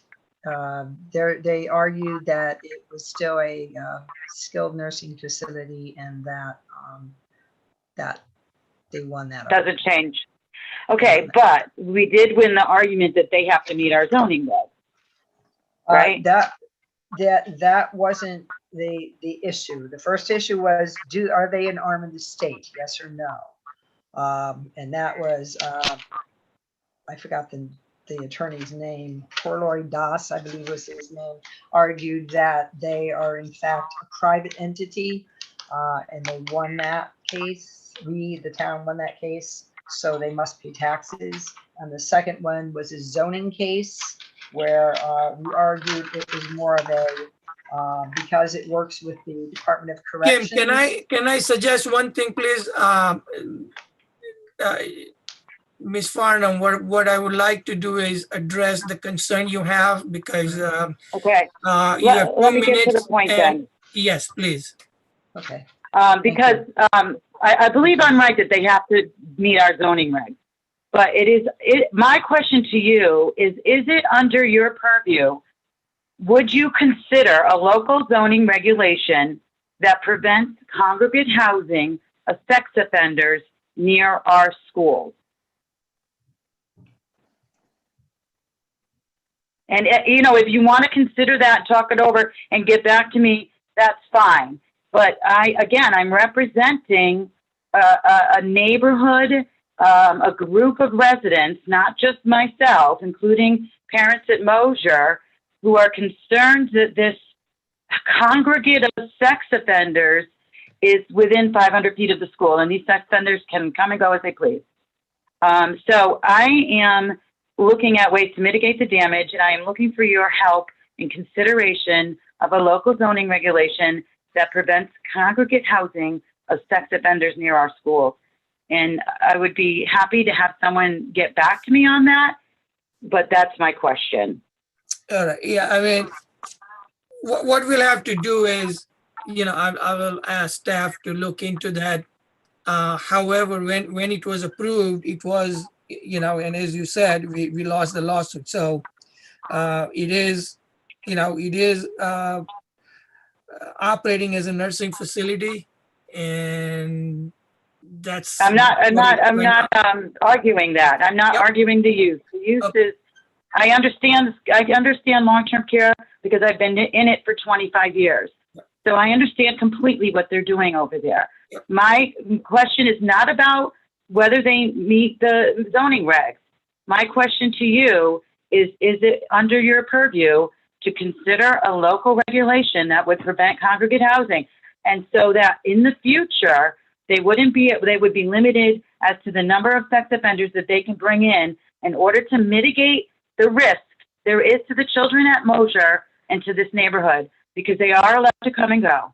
So I just want you to hear my concerns, and if somebody could please let me know if that is something that is under your purview, and I would be happy to willing to work with somebody on framing and wording a regulation. Yeah, so what we'll do is, I'll talk to staff and we'll see, how does our zoning applies. That's Okay. what I can offer. Yep. Okay, but it's not about their use. I understand their use is allowed. I'm not arguing Right, and that. again, yes, and again. It's who they are serving that is the problem. It's not what they're doing. Okay. Thank you so much, very much, for your consideration. Thank you. All right. Any other speaker who would like to address to the commission?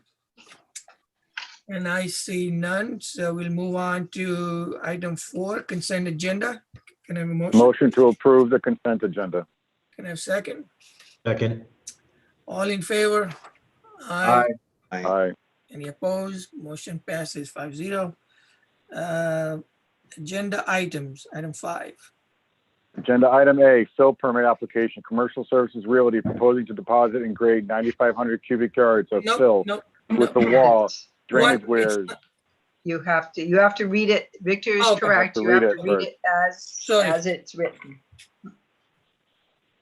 Fill permit application, Commercial Services Realty proposing to deposit and grade 9,500 cubic yards of fill with a wall, drainage weirs, and erosion sedimentation controls for property located at 581 Cromwell Avenue in a C Commercial Zoning District ID 12-138, with the following conditions: that no concept plans are included with this approval, and that per the You have to make a And motion. that- You just read the notice. Oh, I make a motion to approve. You're right, Alan. Okay, I make there a you motion go. to approve with the following conditions: no concept plans are included with this approval, and that per the plans presented about the cubic yards, that it be changed from 9,500 from the original proposal to 5,300, not to exceed 5,300 cubic yards, and all staff comments. I'll Second that. Any comments? If none, all in favor of the motion? Aye. Aye. Aye. Any opposed? Motion passes 5-0. Item 5B. Thank you, commissioners, very much. We'll be back to you with the plan development in the future.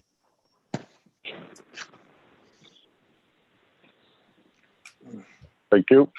Agenda item B, special permit application, Rocky Hill Board of Education proposing a 17.25 square foot programmable scrolling LED changeable copy sign as part of a brick monument sign to be installed perpendicular to the street to the immediate south of the teacher parking lot entrance and replacing the existing sign in the student drop-off lane, Rocky Hill High School, located at 50 Chapin Avenue in an R20 residential zoning district ID 2022-714. I'll move to deny this with prejudice, and we'll get into the discussion later. Can I have a second, please? Second. Okay. The reason I'm moving to deny this is that a lot of the things that we discussed when we first denied this with prejudice were let me pull it up here. One of the comments was that design elements of proposed development be attractive and suitable to the relation to the site characteristics and the existing and probable future character of the neighborhood in which the use is located. This is basically a residential neighborhood. There's a high school there that's been there for a long time, but it's also been built in a neighborhood with a bunch of houses, residential houses. I just think it's suitable. A sign like this is suitable, and I don't think it's necessary, which is what was commented upon back in December. There's a sign, similar to the sign, less than about a half a mile on the Silas Deane Highway on the intersection of Silas Deane and Route 160, where all the information that would probably be on this sign is already displayed on that sign. So with that and some of the comments that we have to take into account from the neighborhood, it's disruptive and probably is, as we've heard testimony, could drop the property values in the neighborhood, and that's my reason for moving to deny it.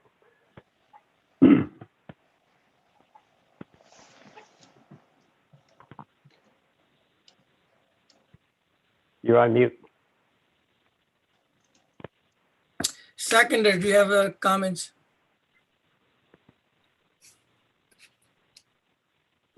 Ron? Oh, sorry. Yeah, no, I'm gonna agree with Alan. When we spoke about this before, one of the primary reasons for denial was that it was not compatible with the character of the neighborhood.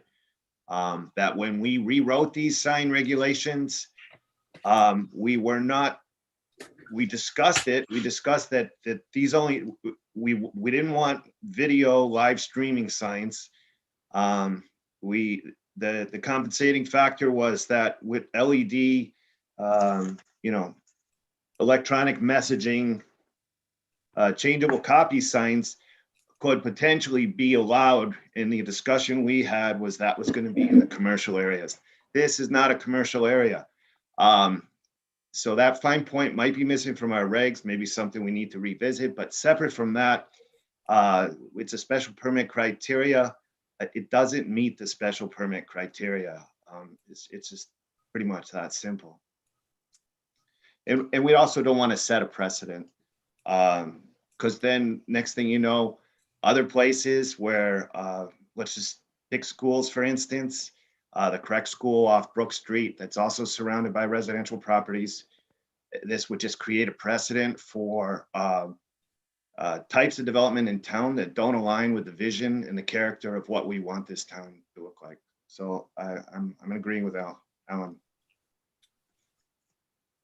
Commissioner Zarelli, any other?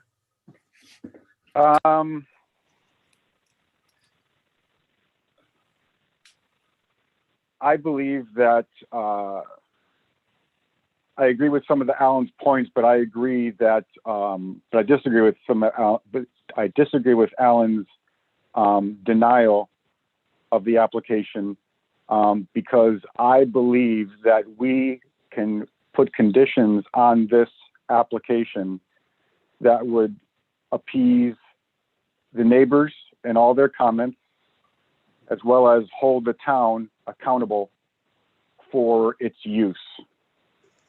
I believe our regulations are strong to do this, and I believe we have the means to fine tune it so that we could approve this application. And I would encourage dialogue to come up with some of those conditions to do so. Thank you. Commissioner DuPont? Hi there. I'm in agreement with Mr. Zarelli. I think that we can put conditions on the sign and to allow it to function as it's desired and to not be too intrusive to the neighborhood. I also think creative landscaping will also help. I do appreciate the applicant's moving and turning of the sign. I think that was a good move, and I appreciate that. You know, the school's been there for 50 years. There's lights. I'm struggling with how that could be more light pollution, especially if we can put some restrictions on when it's lit, when it's turned off. Right. Thank you. Yeah, if I recall our last meeting, we had encouraged it, and because our motion was without prejudice, and we said, you know, look at other options of this sign. I don't believe, or I don't recall, the commission came out outright and say, this is not the proper zone for this type of signage. So I think we have to be very precise, you know, when we lead an applicant on a pathway where we kind of, you know, give an indication that this is an okay application for this property, for this area. Because I'm looking at my notes, and that's what we had discussed. We had talked about like perpendicular sign, moving it further down. We also discussed about the lumens and the way, you know, that this do not travel all the way, you know, like 50, 100, 200 feet, that type of thing, because it is low. You know, if something is high, that's when it travels even more. So I think we had discussed all those, and the applicant came back with those suggestions, you know, those suggested changes. They you know, put the sign parallel to the road, I mean perpendicular to the road. They moved it. So and we also Commissioner DuPont confirmed with the staff, you know, does this, you know, comply with the zoning? And the answer we got was yes. So I think looking at all that and you know, what the staff has said and what the applicant has done based on our prior you know, meeting and public hearing, I am in support of this as, you know, I feel that it does comply with the zoning and with proper, you know, and conditions attached to that. I think we can make this application even better. So that's my thing. If I could yes. comment. Yeah. I'm looking at the special permit criteria section B3, which states the proposed use or activity, excuse me, shall have no adverse effect upon the neighboring area resulting from the use of signs, exposed artificial lights, colored lights of any nature, flashing lights, and then they get into loudspeakers, which is not applicable here. But we're talking about a sign that's going to be flashing all day, and it's artificial lights. It doesn't comply with the special permit criteria. It's pretty obvious there in section B3. So that's one of the bases on my motion to deny. I think there probably are, I mean, someone mentioned that the high school's been there for 50 years, and they've done just fine. So with something like this, which is going to be exactly like a sign that's only a half a mile away, it's a small residential street of a half a mile long from parsonage down to, I believe it's Elm Street. And it's just not, my opinion is it's inappropriate for the neighborhood.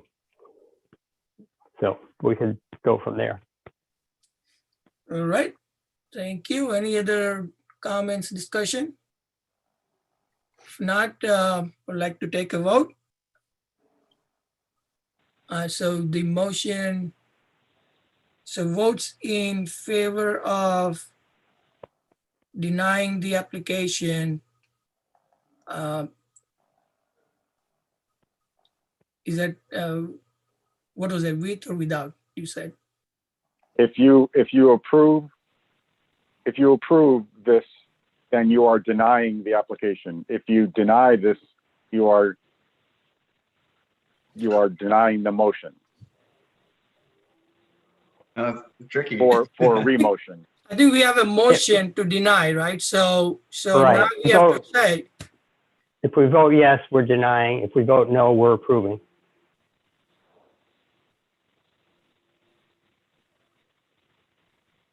Well, if we vote no, now we have a condition to approve with conditions. If we want to put conditions on this, we have to make that as an amendment in advance of voting whether to approve or deny. Because if we vote to approve this application, we can't put conditions on it after the fact. right, so the motion will So we have to be can't- amended. So I thought that we could, if we don't approve Alan's motion, then we can make another motion to approve. Correct. That's the way to do it. My opinion is that's the way to do it. That'll be the procedure. So if you vote yes, then you are in favor of what Alan has put forth in a motion. If you vote no, then you are looking for another motion to approve. Correct. So motion, so all in favor of Alan's motion to deny. Aye. Aye. Any opposed? Aye. Aye. No. Not aye, no. No. Sorry, Alan, No. you're right. Who voted against the motion? I did. Guy, Dimple, Victor. So So I'll make a now motion. can I have a motion? I'll make a motion. So I to have a approve. motion. All right, go ahead, Vic, you do it.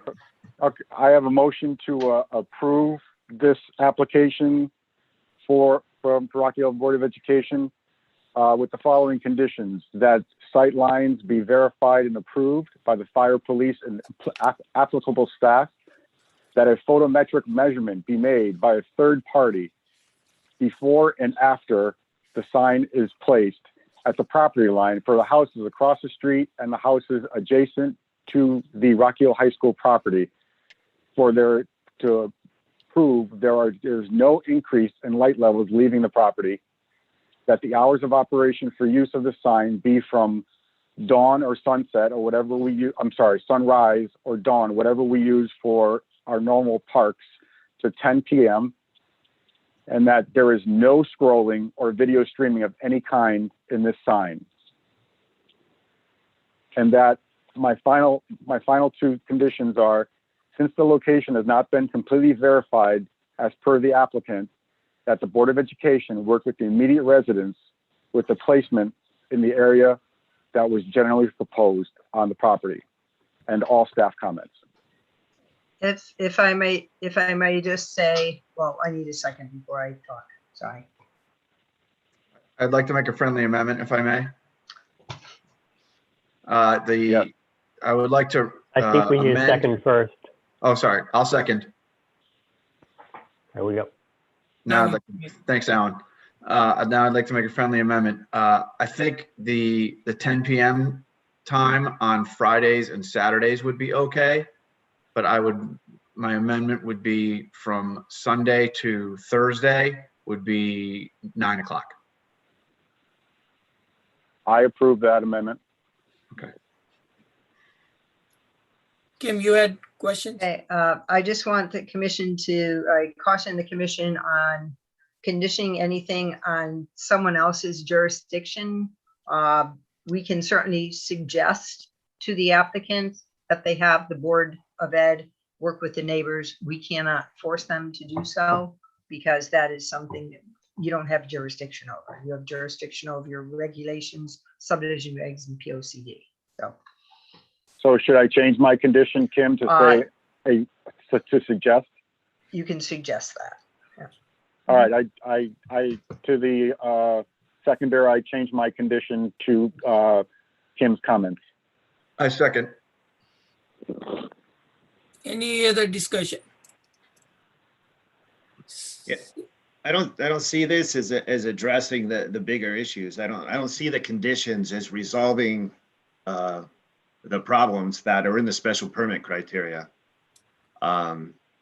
It doesn't lead to a condition that's in harmony with the surrounding land uses. I mean, you've got a property that's 360 degrees surrounded by residential homes.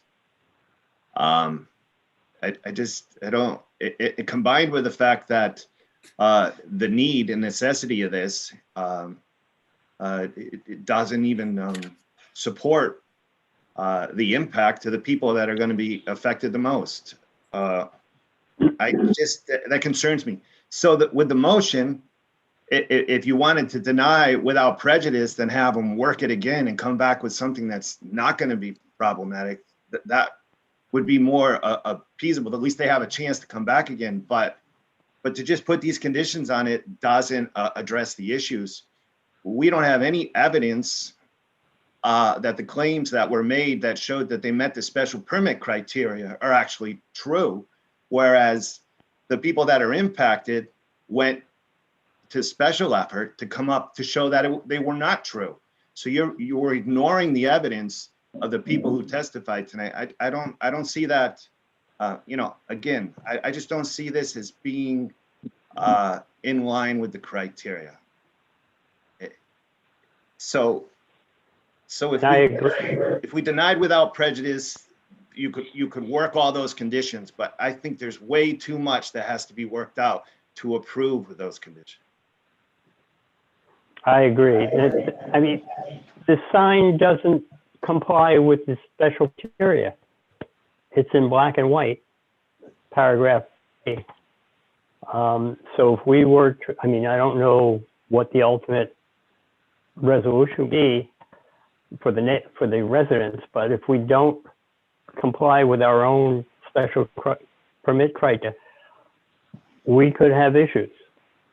And I think what Commissioner Robbins says, perhaps we should approve a motion to deny without prejudice so that this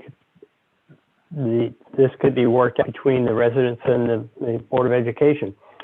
One thing, I didn't mention it before, but I was a little bit disappointed that the suggestion made back in December wasn't followed, meaning that they didn't get in touch with the residents to say, what would you like to see? How can we work out with you? And that was totally ignored, and that's really kind of annoying in a way. So anyway. Alan, that last comment is the reason why I added that condition at the end, because I do agree with you that the neighborhood should be engaged. And one of the comments I really wanted to make is that what I heard loud and clear is that I think that neighbors that have light issues and sound issues and they should engage town staff to make sure that their voices are heard. And if they're not heard, then come before these boards and commissions to say that they're not. I mean, I believe that there shouldn't be harboring effects going on when it can be addressed easily. And that's why I believe I wanted to make sure that the neighbors were also heard in this whole process, because if you think something's going wrong, then talk to town staff. But that's after the fact. This did come to before this commission in the two hearings. They came to in December and they came to the one tonight, and they had let's call it expert testimony in the form of correspondence also. So they did do that, and if we approve this, then we're ignoring what they've already done, and we're saying, well, we're going to approve this, and now if you have any problems, come back to us. But it's the time to come to us is before we approve it, not afterwards.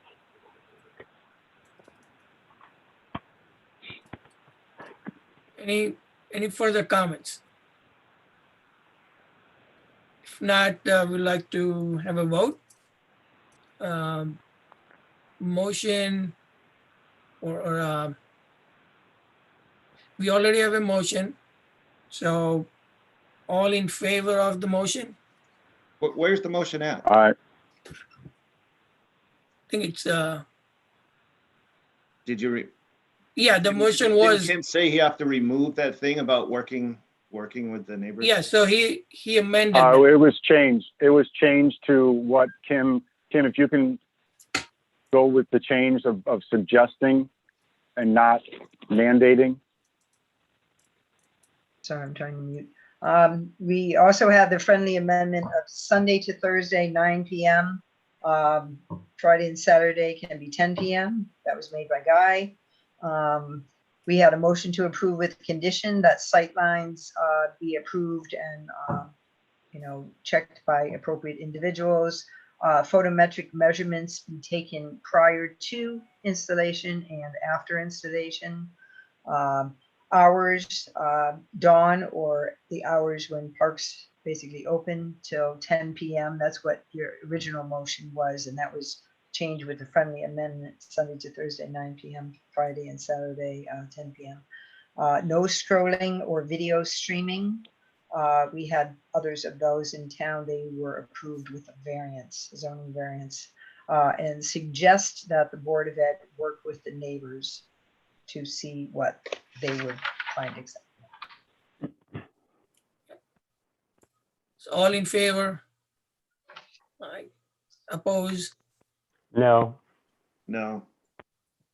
So we Use the have- motion carries 3-2.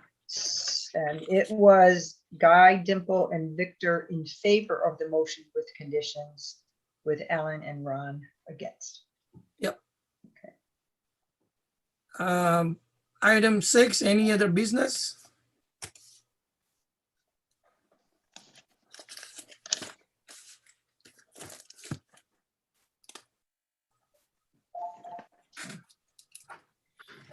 Sorry. I don't know where I am. Zoning enforcement. You had at one of the last meetings, we talked about storage containers. There was an applicant before us, and I asked Dave Pomberg to travel up and down along Cromwell Avenue and New Britain Avenue in the vicinity of the application that we had before us, because there was an allegation that there were storage containers in the area. And while some we were certainly aware of for obvious reasons, and there were others in town we were not aware of. But there's a memo that I believe was in your packet dated February 18th to that effect. There is a zoning permit on number 366 Cromwell Avenue, which was the subject of that application. That is valid through March 26th, after which time they must be removed. There is an open building permit for remodeling at CVS right across the street from that particular application. So there are storage containers in that area. 374 Cromwell Avenue and 295 New Britain Avenue. 374 New Britain Avenue is the Straska Farm. We're in the process of getting RFPs, and I believe that has already closed. The process is closed for that to clean up that property. So those will be being removed shortly once that bid is awarded. 295 New Britain Avenue. Some of the items from 374 New Britain Avenue have found their way over across the street, and violations have been issued on that property. All violations, there wasn't a legal agreement reached because it is the same individual. They will be corrected by April 15th. At the time, it was due to snow cover, but there is a legal agreement in place between attorneys. So that will be taken care of. There is a violation process underway with on the border at 1519 Celestine Highway. There's a trailer on that property without any open building permits and without any approved zoning permits also. So that was what we got out of that. You have in your packet, getting into, I think that's it for zoning enforcement. We're getting a lot of complaints now on unregistered vehicles and blighted properties. We're anticipating when the grass starts growing, the tall grass complaints will be coming in. But people are getting outside more when the weather gets warmer. We've had some nice days, so people are getting out and walking more. So we're getting a lot more complaints. And some of it is blight in that people feel it qualifies as blight. Others, it's a subjective, because the blight certainly is a subjective thing, but we do have an ordinance that we go by. So it may not, what might be blight to some may not be blight to others, but we are investigating each and every complaint that comes in. We've also seen an uptick in housing code complaints. That's something, while it's not under the purview of this commission, it is on the purview of your commission staff. And so we've seen an uptick in those complaints as well, as people are working from home more. People in condominiums and apartments working from home, and we're seeing a lot more complaints.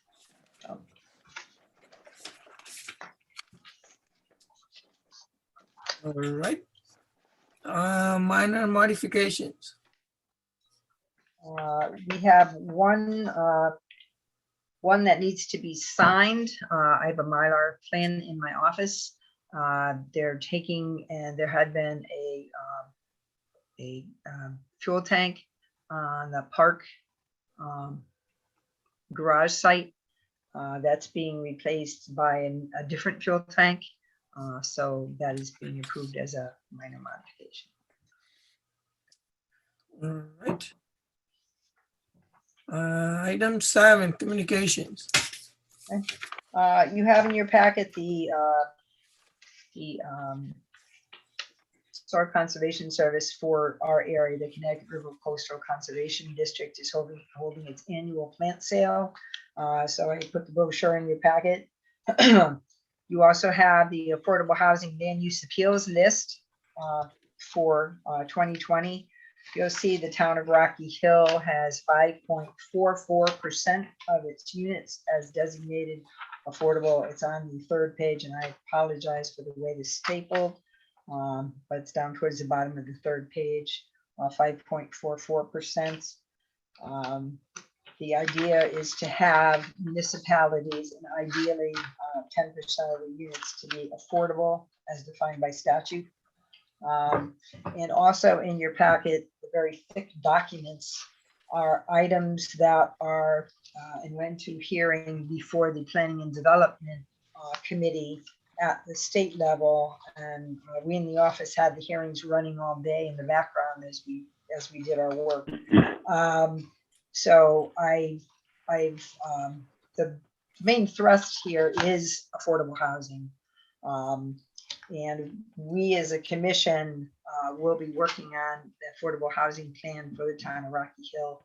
I budgeted money for that, and that is due next June.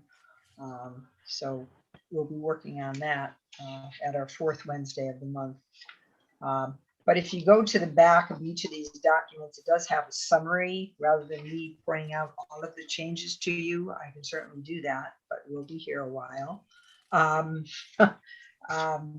They're talking about the primary focus is promoting housing choice, affordable housing, compliance with the Fair Housing Act, which is housing choice. A lot of things that we may have in our regulations now, for example, accessory apartments, they would allow as of right They're looking at doing a lot of as of right approvals where everyone thinks there needs to be a process for certain things. Mandatory training for Planning and Zoning Commission members and Inland Wetlands Commission members, training not only as to your function with respect to what's a site plan, what's a special permit, but procedural training as well, whether it be Freedom of Information Act or conduct of meetings, roles and responsibilities of alternates versus regular members. I don't think any training opportunity is wasted. And I think Nancy, you got the documents and maybe we're even in attendance at the Saturday training. There was a Saturday training that I know I participated in also with the Connecticut Bar Association. And I think there's you get the same thing on some topics. And then there was a lot of new information that came out, a lot of new cases. So there's a lot of new ground being covered. So I don't think training is a problem. Trying to see what else is in here. Implementation schedules for creation of affordable housing. And obviously the market's going to dictate a lot of things and development is going to dictate a lot of things. Creation of regulations for allowing detached accessory apartments.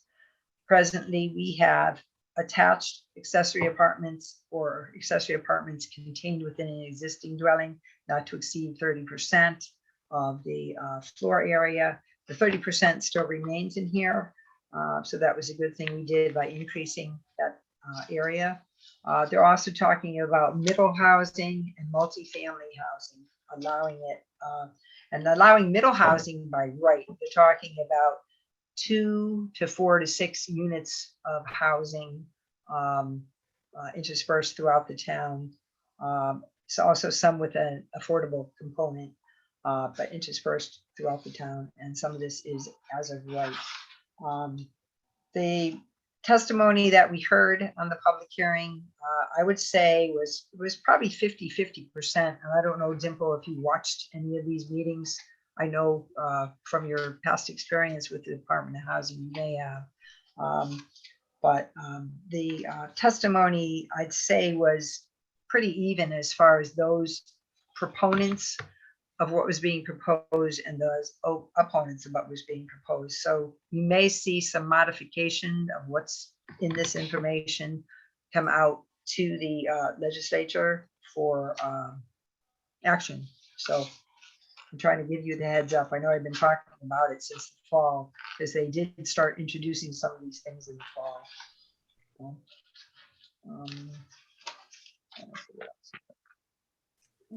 Accessory dwelling units. They're also talking about during the pandemic, we have, and we still do have, outdoor dining. Outdoor dining was approved with an executive order during the start of the pandemic. And we've had several establishments engage in outdoor dining modifications under the governor's executive orders. And we've had a lot of complaints about outdoor dining as well. Unfortunately, or fortunately, executive orders take precedence with respect to that. And until such time as the state of emergency ends, that outdoor dining can remain. One of the bills, raised Bill 6610, would propose to make outdoor dining, not necessarily in the configuration it is now, but would make outdoor dining as a right, as an accessory use for restaurants. So that's something that's being considered in the Planning and Development Committee as well. And they want to make it an as of right process in that it would be approved with the site plan process, a site plan process being an administrative process. If it meets the regulations, you must approve it. If it doesn't meet the regulations, you must deny it. So that's something that they're considering also. Kim, with the restaurants, do they have to come back to you now that they disassembled all their stuff for winter? Do they have to come back to you and get re-inspected, or do they just set up the way they had it? Well, we know which ones were approved. We have a binder of which ones were approved with the actual plans that they submitted to us and the approvals. We go out there. We have gotten some requests for modifications. Some of the modifications cannot be accommodated because it would not meet the executive order. Others are for tents. And the problem is with tents, they cannot have sides for the fire marshal. Lighting would require building permits. They basically have to meet what they had before, but they do not have to come back for another approval under the executive orders. If they want to modify it, they would need to come back to us. So I think with the, I think end of March or April, right? The restaurants are going to open up. So, and I believe the outside seating was limited, right? Well, right now the outside seating is limited. However, it's still allowed to exist. They can open up with their outdoor seating, and right now it's through April 19th. Yeah. Through the end of the day, April 19th. That doesn't mean that on April 19th, the governors could extend that order. That's what we're finding is it changes almost on a daily basis. So, you know, we'll be ready to enforce something if there's something to enforce on the 20th, but I don't know. They may change their order again. If he's allowed to extend the state of emergency, the outdoor dining will be extended as well.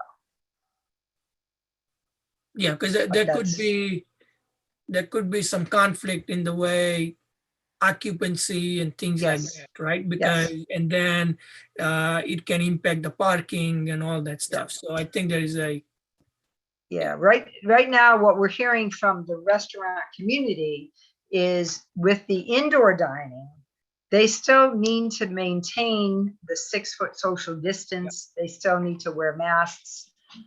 So they're finding, even though they may be allowed more capacity, they cannot do it because of the physical nature of the interior of their layout, and that maintaining that 6-foot distance. So we will see some outdoor dining this spring. All right. Do you want to give an update on PIC, Kim, just for other members so they know where we are? And I think, again, I'm just thinking out loud about that spreadsheet and whether we should just send it to everybody and maybe they can respond. We have a few things going on in PIC because they have created and charged the PIC committee under the Sustainable Connecticut program. So they have the mayor and the council did pass a resolution to have the town join Sustainable Connecticut. And I'm still waiting to connect with them again with respect to having them come out and speak to PIC, the Plan Implementation Committee, on that. We did have a meeting with the town planner of Wethersfield, Peter Gillespie, and Ann Hartman with the Central Connecticut Health District with respect to complete streets. Some of the things we've been talking about was connectivity to the river. We've been talking about trails. We've been talking about bikeways. A big topic in town is accessibility for all with respect to handicap accessibility. Do we need wider sidewalks? I know the commission is definitely a proponent of sidewalks. So we did have a presentation and some discussion on complete streets, and the goal is to create a complete streets policy and to get that over to the council for adoption. I believe, and you can correct me if I'm wrong, Dimple, is that the mayor and the council would like Plan Implementation Committee to take that on as well. I do have some examples. I didn't have them with me this evening because I didn't know we'd be talking about it. But I do have some examples of Complete Streets policies that have garnered recognition as far as being some of the better policies that have been put forth in the last few years. And those will certainly be going out to, and I think a few of them have already, to the Plan Implementation Committee. So I think a lot of things happening there. So, I think what I will do is maybe, every meeting we give an update on what's happening. So every, all the members are aware of what's going on. I can put that under the any other business. Yeah. I'll pick update. Yep. So we can give them update. We can send information that we send to others, on PIC. So, yeah, I mean, we are limited in the way that we can only have 2 people. Otherwise, it becomes like P&Z meeting. So that's the sad part, I mean, I would love to have everybody just, be part of PIC because, we are part of kind of, leading this charge. So, well, there may be a time where you have to do a joint meeting for whatever reason. I know that this commission, unless they want the PIC committee to undertake it, I do think it's more appropriate for the Planning and Zoning Commission to undertake the affordable housing plan for the town of Rocky Hill. And that is something that, as I said, I put money in the budget, and that will be going to RFP as soon as the budget passes for commencement effective July 1. Yep. Okay. And while we are talking about PIC, I think we had said about to send the spreadsheet out, right, to all the members. Like, okay. So what do you think? I mean, I think we can share with our members here as well, and they can submit their comments. Okay. But that way, we'll have everybody's input. So, I don't have anything else. Anyone else? Any other commission members have any items to talk about? We've been holding PIC meetings because I haven't seen any announcements lately. Yes. So we have every quarter. We are meeting quarterly. So I think it started in January. And then we had in March, right? Yes, it's Dimple and Victor are the representatives for P&Z. Okay.